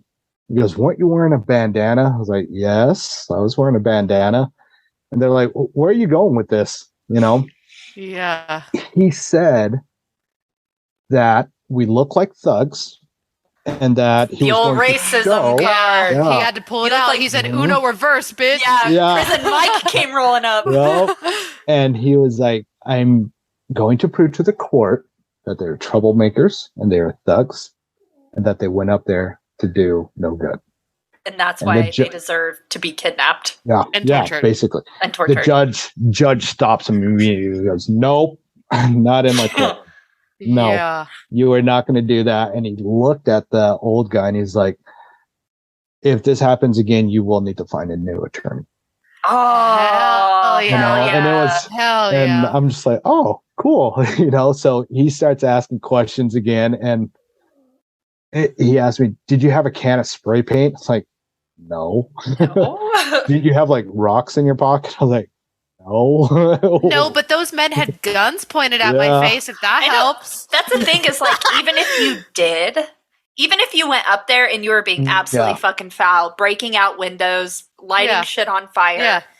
It's they a still separate handled thing. it wrong. Yes. Separate Right. fucking thing. You go to trial for the trespassing and the vandalism, but then the separate trial is for the kidnapping and torture Right. of Yeah. children. Two different fucking things. It's It like was they brought crazy. torture to a ghost fight, is what Yeah. they did. Yeah. I think one of the harshest realities to face was not just that whole thing, but now that I'm older looking back, because back then the scariest thing was actually being held up and being shot at, Mhm. But now that I'm older and I look back, was how society took it.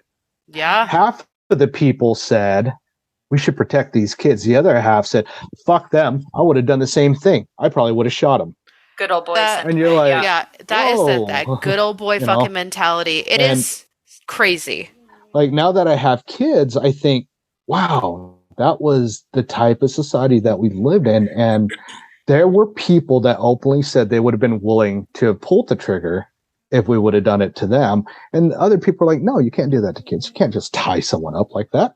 You Yeah. can't invite them in and tie them up like that and shoot at them, And the other people are like, "Nope, I would have done the same thing. I'm on the sides of the guard."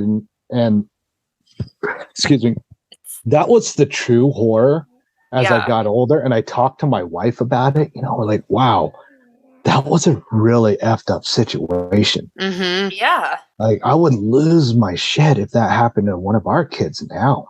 Yeah. Yeah. Like, I would probably strangle the dude in court, and then I'd end up going to jail. Yeah. Kind of thing.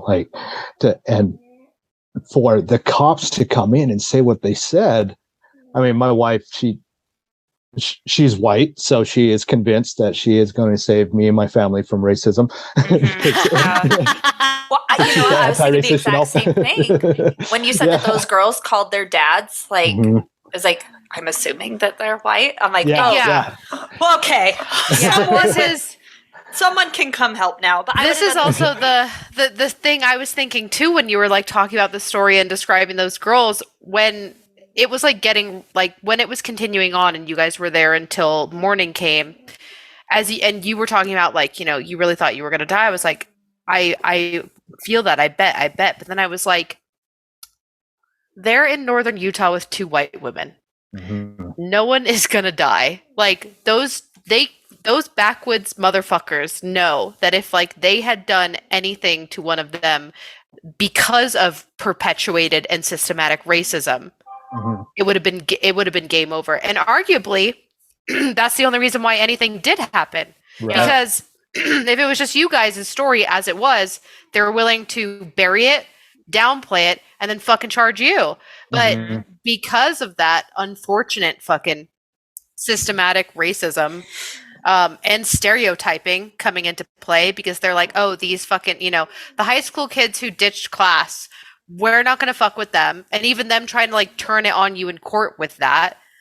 But it's like, it doesn't fucking matter. Like it doesn't, none of it, that's so irrelevant. But it's like, because like some fucking middle class, blonde girl was there, like that's the only reason why anything did happen. And that is the true horror, because if she didn't, who's to say anything would happen? Yeah, Who's to say y'all wouldn't have just gone to court for trespassing, had to pay your fucking cars out and then out of impound, and then would tell this crazy story about how you were got by some fucking good old boys in Utah and no one did that's what I was anything going to to help say. you. Is Mhm. as soon as you were like, oh, their parents were like doctors and lawyers, I was like, oh, that's why it got handled. Because that sheriff, like, he may have done the right thing, but he only did the right thing because, like, it was starting to be a little too smoky. And Yeah, because there were fucking, like, yeah. fire's Oh, getting yeah. a little too close now. you don't want the voters calling you out, right? Exactly. Yeah. Who knows Yeah. if Mr. Sheriff here was running for re-election next year and stuff, and it's you get that caliber, I guess you can say, of people starting to come pounding down your door in a small town like that where everyone talks. Mhm. I mean, our story was spread across the whole valley before me and my buddies even woke up. Yeah. You know, everyone already knew about it. So that's what encouraged that whole crew to go was they're like, well, we want to find out, except we're going to take more people so that we don't have the same fate kind of thing. And it's also like, that sucks that happened to him, but it's also like, that's crazy that it had to happen again in order for there to be any resolution. Yeah. So it was, I mean, we revisit the conversation and it was just, wow, there's just so much in this world. Like you said, that the true evil is within the people of this world and how we carry out and what we do to others. That is just, those are the true things that we fear. You know, like, yeah, we have these fears of ghost stories and aliens and stuff, but at the end of the day, it's the high school jock that is a serial rapist or the neighborhood quiet guy that does the shooting and the killing. You know, it's not the ghost that comes in and chokes you to death, which is scary. Yeah. By the way. Scary as hell. And Bigfoot coming after you, scary as hell. Yeah. But that's not the thing that's happening on a regular basis. You know? Our society is terrifying at times. Yeah. No, I 100% agree. It's the true, like, I think about, even in terms of like pop culture horror, Parasite, if you've ever seen that movie, I definitely recommend seeing it. It's fantastic. He is, I'm blanking on his name now, but he's an amazing Korean director and he's done a few fantastic horror movies. And it is truly one of the most terrifying and suspenseful movies. And there's nothing paranormal about it. The horror is the people. And I'm like, that's it. That's truly it. Because we wish, right, that it was a monster that you had to fear. You wish that your biggest enemy was a ghost or a demon, when really it's your fucking neighbor on an incel forum on Reddit. Yeah, you know? It's a racist fucking cop. Those are the real monsters. So I am, first of all, I know this happened in the late 90s, but I am so fucking sorry that happened. I wish more than anything that you guys just got to have the regular high school paranormal experience, because that's the other thing. Every single fucking place, doesn't matter where you go. I grew up, I went to high school right outside of Sacramento, and there was a similar place. It was called Round Room. It was closer to Lake Tahoe, and it was like this supposed satanic sacrifice circle. Like, and everyone's whole thing was to go up there. You would go up there and have parties near it, and then you would go up there to go have a spooky fucking experience, and everyone had their stories. Every single person has this, and no one deserves to go up and have their, urban legend high school moment turn into a fucking kidnapping situation. Yeah. So I wish more than anything you guys got to see fucking ghosts. I really wish more than anything you would have seen a fucking haunted nun and a dead baby in a pool. Right. How's this? If we ever do some of our ghost stuff, you're more than welcome to come. We will probably do it from the safety of our own home, though. I will let you know. I would love to, because I got a bunch of stories down that road too, man. Hell yeah. We'll make it worth your while. And luckily, we both have all of our partners are white. They will protect us from the cops.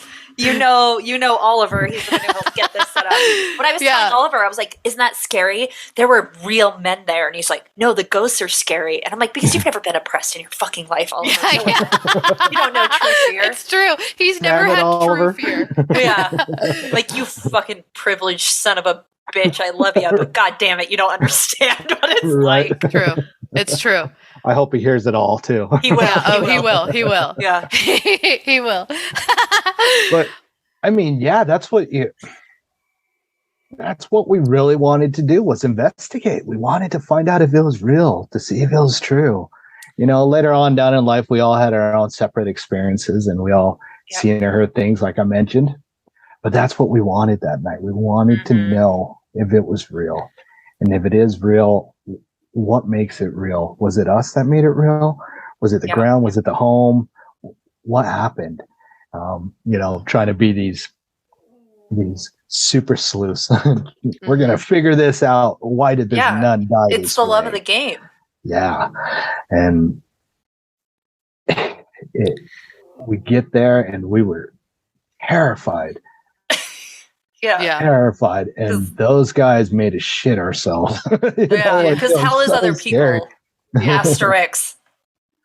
Hell is rednecks. Let's be because if I would have saw a ghost, I would have ran down the whole canyon road. Well, a ghost would have left you alone, and they wouldn't have been racist assholes. They would have because I'm pretty sure they have to stay in their area. 100%. So, as soon as I get to the road, I'm running down the road. Peace out. They're like, I respect you, you respect me. Well, cool. Yeah. We'll do I'll this tell again everyone sometime. you're real and leave you alone. They're a real one. It's I that genuinely sucks too that your experience was just turned into them also being possessed, but it's like they could have made that so much better if like look at how negative energy can attract negative people. Like that happens. Like shitty dark places attract those type of people, and then like genuine curiosity, you get sucked into this vortex of like, I don't know, places have power, right? And you can say it's like a dead nun, but like what transcended that? Like what was the predecessor of what was going on in that area before baby gets drowned and nun happens? And it's just going to keep going on and on and on. And another 30 years, you're going to be the urban legend. I do believe that you can imprint energy into places. 100% is real. Yeah. And 50 years down the road, a traumatic incident that you came across where you just released so much energy into the surrounding atmosphere. 50 years down the road, when someone moves into your house, they perceive it as a haunting because they're getting this residual effect. Of that day that you picked up the phone and got this horrible news and just lost it, and just completely imprinted into it. And I believe that. I do believe there's ghosts, and I believe there's imprints into our world as well. And like you said, they could have just said maybe it was something like that, a darker energy that influenced, and not necessarily a possession, but this dark heaviness that encouraged its bad behavior. Yeah. Because I'm sure, I shouldn't say I'm sure, but I'm willing to bet a lot of people have been in a situation like that, in such a dark situation where they're kind of like, what the hell? What am I feeling? Yeah. Like, what is this? I had a really good day. I have no reason to be pissed or upset right now, but being in this room or this house or this basement, all of a sudden I feel so heavy and just weighted down and anxious and nervous and hurt and scared, and you're like, why do I feel this way, and why is it happening now when it's never happened before? And I feel like a lot of people just brush it off as had a bad day, whatever, it was just went away. I think it's more than that, truthfully. No, I agree. It's the same reason why like they put Ted Bundy's like kill site where they like raised it to the ground, or like even it's because places like that do attract it, and even people, carry that kind of emotional dark baggage with them, and you can sense it, or you just kind of get the heebie-jeebies, so to speak. There's a really good book about it, even called like The Gift of Fear, that tells you like, hey, you got to dial into this, because again, like we talked about a little bit earlier, it's your lizard brain that is literally keyed into some of this higher elemental type of stuff that's just trying to keep you alive. And you have to, we're taught to not pay attention to it. And there's so many times in your story where you're like ignoring it. And it could have just been like, the craziness of the area. But, you're like, fuck, man, if we would have just gone back and had a cigarette, we never would have known any of this terror or any of this experience. And I'm willing to bet that whole area holds a lot of energy. Maybe not from anything bad happening, but from all the times that people have gone up there with this perception of what they were going to see and feel, and they just released that into the surrounding area. Oh, definitely. And it just held on, and it built up over the years. Because, like you said, there's a certain point where these things can be manifested with enough belief and enough power behind it. Yeah. Yeah. Damn. I know. Fucking That's heavy. crazy. It is crazy. But yeah, I'm on the same wavelength as you. My whole thing is like, energy can't be created nor destroyed. And I think I'm literally same ballpark as you. For me, paranormal experiences are that like caught, trapped, replaying energy. It's just like when you pass by someone and you immediately can get like a bad vibe from them. Like there's something about them. They may not even have said anything or even looked at you, but there's something about the energy around them that's making, like Chelsea said, your lizard brain go off and give you that fight or flight reaction. And I think there is something like innate to that like we should be paying attention to and more in tune to. And I think on like a deeper level, that same energy exchange that you experience with a physical person in front of you that either gives you good or bad vibes is the same energy that replays in like traumatic or like violent events, whatever, that creates these like hauntings and stuff. I mean, we lived in a house that I hated talking about it when we lived there. And this was before two of our kids were born, and it was me and my fiance and our pit bull. And this house, I felt like I was going crazy. And when I talked about it, it was like, oh my gosh, I sound stupid. I'm not going to talk about this. And I felt, I looking back, that was like the power that energy had, was to make me keep it silent. Me and my wife, we didn't even say anything to each other about it at first, because we were like, what is happening? I chalked it up to working long hours and things like that, being tired. And I can't remember what the breaking point event was. I think it was when she felt like someone was in the shower in the bathroom with her when she was taking a shower, and we kind of started talking. And like I said, I'm afraid of these things, so we kind of touched on it a little bit, and I just brushed it off. No, it ain't Yeah. It ain't happening. But as soon as we acknowledged it, then it just felt different. Yeah. From that moment on, things started happening that were just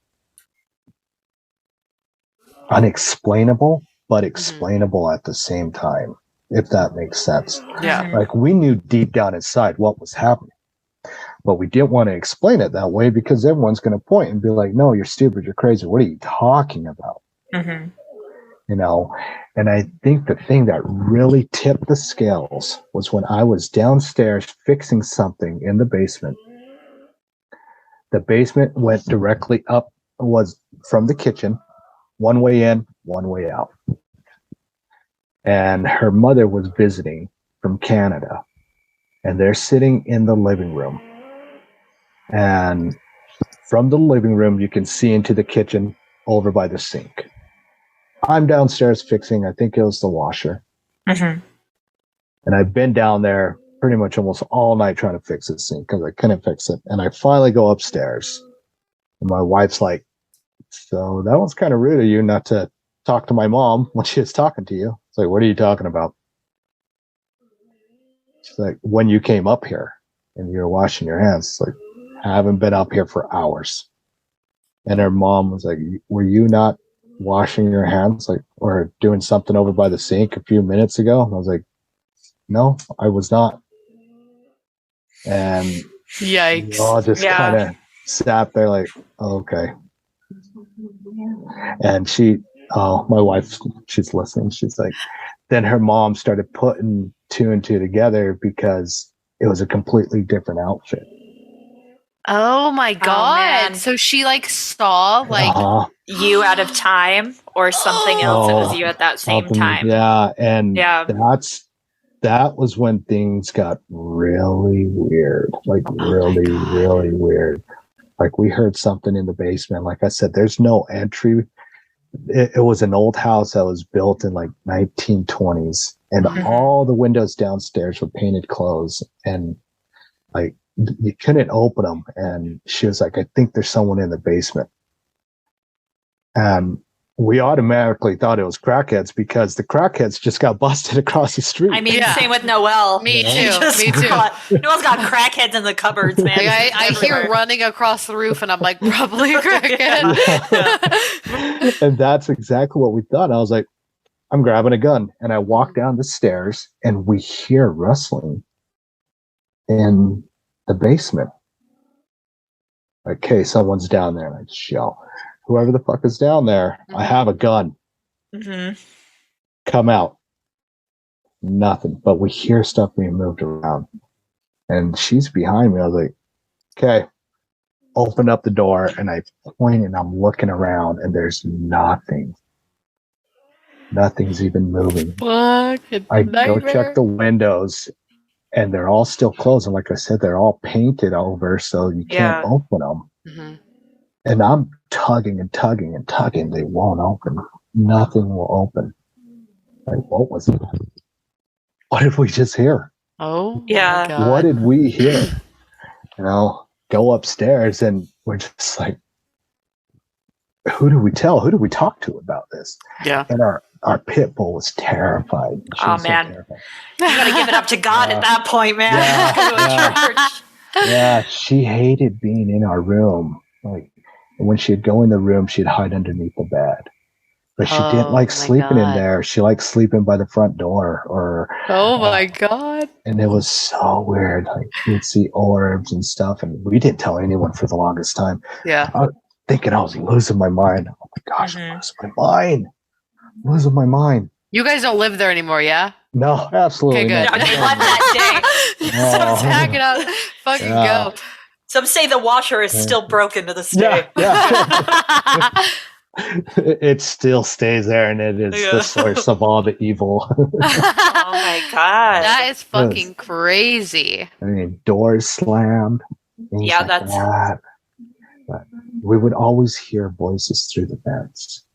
Oh my God. mumbling, Nope. and Yeah. you'd hear it. It's gonna be a Like, I no remember- from me, dude. Yeah, her Yeah. and her mom were like, "We want to record." I was like, "Here's the thing: if y'all record this, you better be prepared for what you might hear." Yeah. And you're That's giving the it fucking- permission at that point. Yeah. And both of them are like, "Okay, we're not going to record it." I was like, "I told you. Now let's watch this movie and turn it up really loud." Yeah. Yeah. Yeah. We put the black electrical tape over the check engine light and we watch the TV on loud. Yeah. That's Yeah. how we deal with problems. Everyone No. has a nightlight, Uh-huh. and we don't pay attention to the sounds. That's the moral of the story. Don't go Yeah. looking for the answers. You will find. Right. The strangest thing about this, so we live there. And I'm sorry that I took this in a completely different direction. No, this No, is I amazing. appreciate it. The strangest thing to us is sometimes you still get that pull to go back there. I want to go there. I'm not even going to lie. As Yeah, much the as real we haunt hated is it. your old Yeah. house. Yeah. Like, we hated it there, absolutely hated it there. We always fought, hated it. But we left and we'd come back. We'd go out with friends and have the best time, or go see family, and we're like, nope, gotta go back. Even though as we were going back, we had this anxiety of, oh, I don't want to be there. Mm-hmm. But we never wanted to leave for a long period of time, ever. Even when we had opportunities to be somewhere else, going on vacation, going to family's house. And to this day, like we've talked about, like we still on occasion get this pull to want to go back and just go see it. Like go stay in it. Like we drive by it occasionally.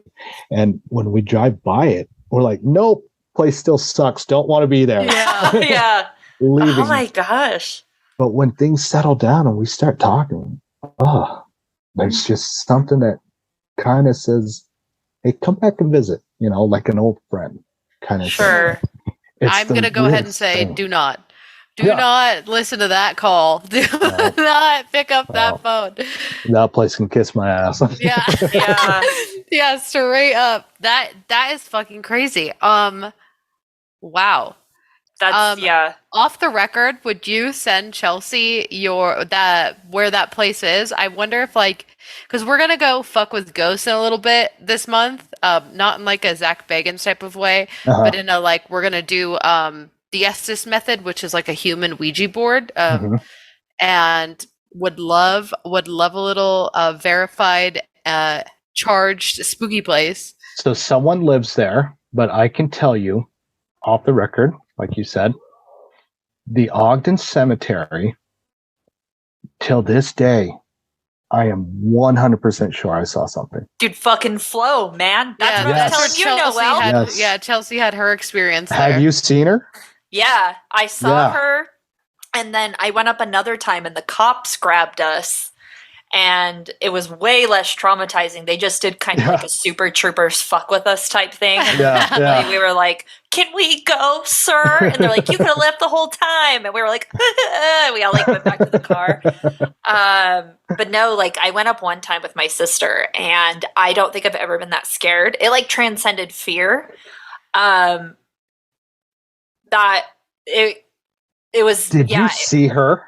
No, I saw the green. Well, not fully formed. I saw a green transition of light, and then my sister was looking at me, and she was like, "It freaked." My sister didn't see anything, but she saw me, and she's like, "We're getting out of here." And my sister drove right through it and took me home.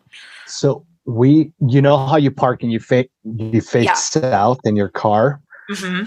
So my friend that took us, he was like, if the cops come, I'll pay everyone's trespassing ticket. I was like, okay, fine, whatever.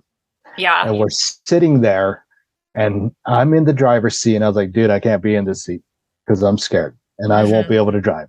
And, so I jump over into the passenger. And no, you have to drive into the cemetery, and it's not like you're in the back part, but you are also very visible if cops are looking for you. But you also have to play the game, and you can't have your lights on yet, because that's how you have to fucking summon flow, is turning your lights on. So you're very exposed while simultaneously feeling like you have no way out.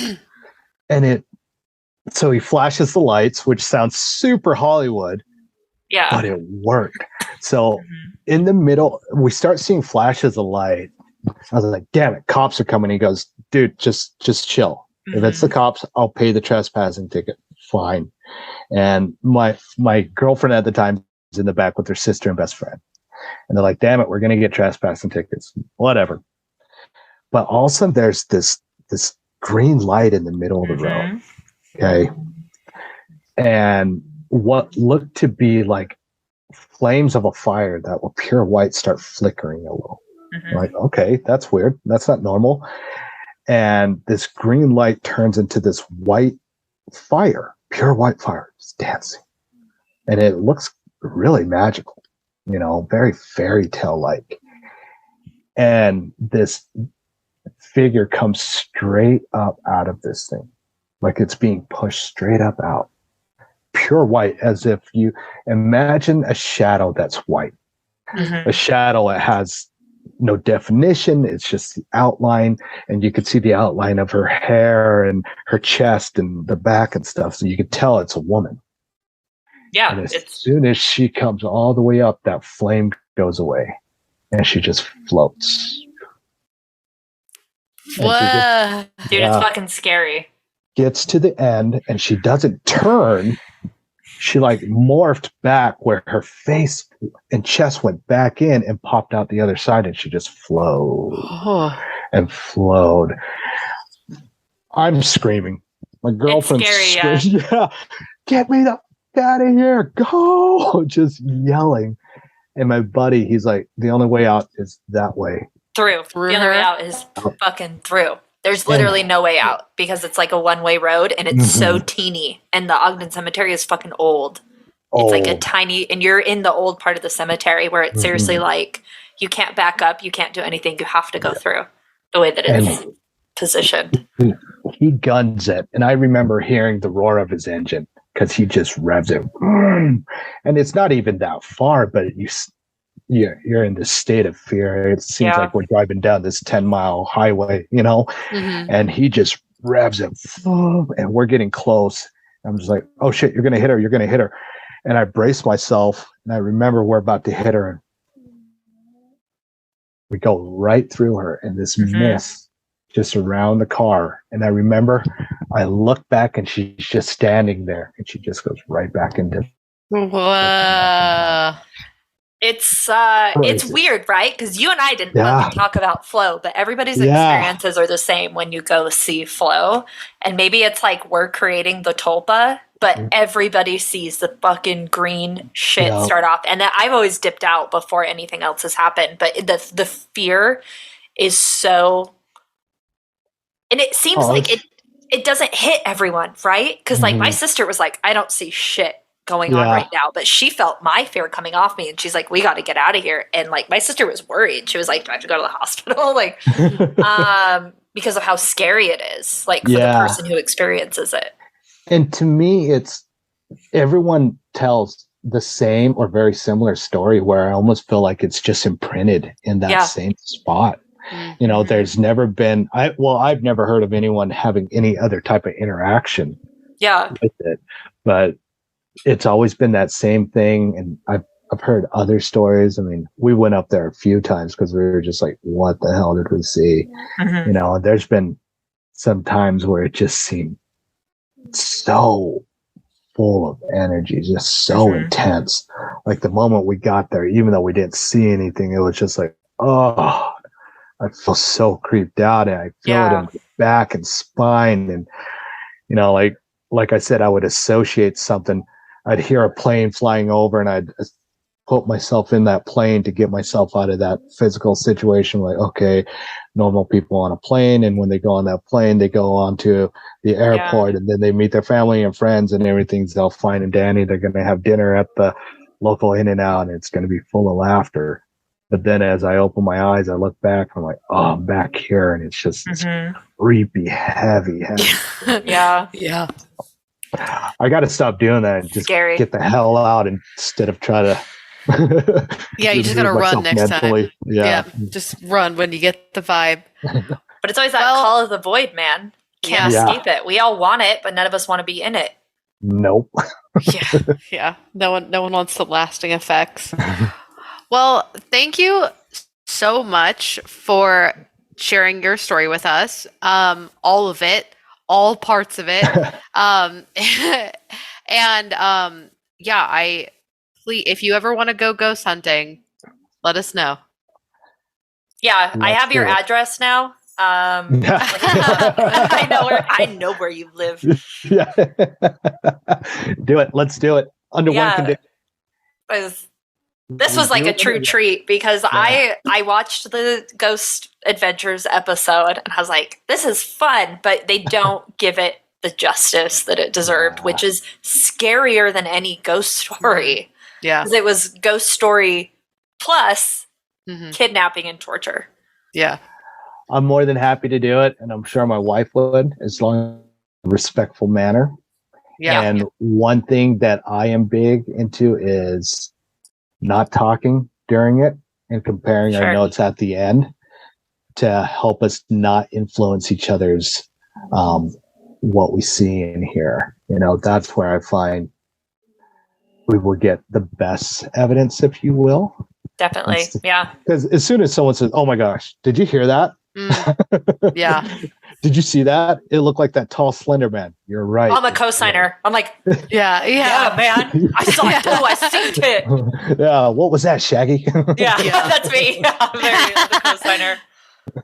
So always scared, but always be eyes closed, ears plugged, but always somehow experience everything everyone else does. Very wild. Awesome experience. You two were absolutely fun to talk to. This has been great.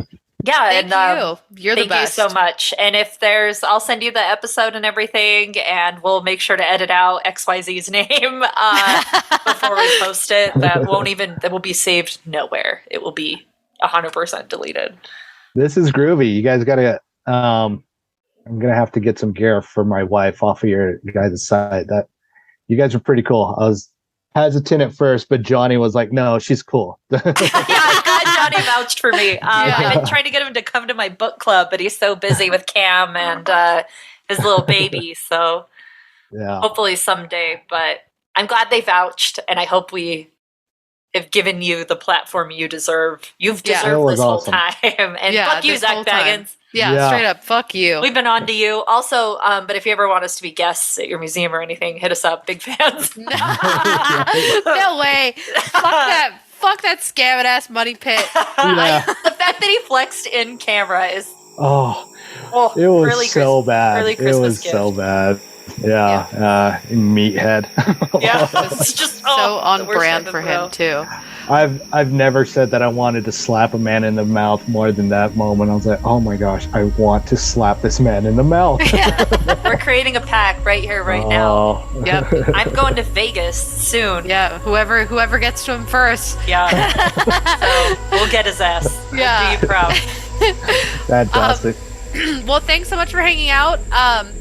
This is every October we do Spooktober, so we try to do like themed, I guess, spooky Halloween horror, whatever it may be, themed stuff. So thanks for you kicked it off with us, and no better way than the true horrors of humanity just kick off Spooktober.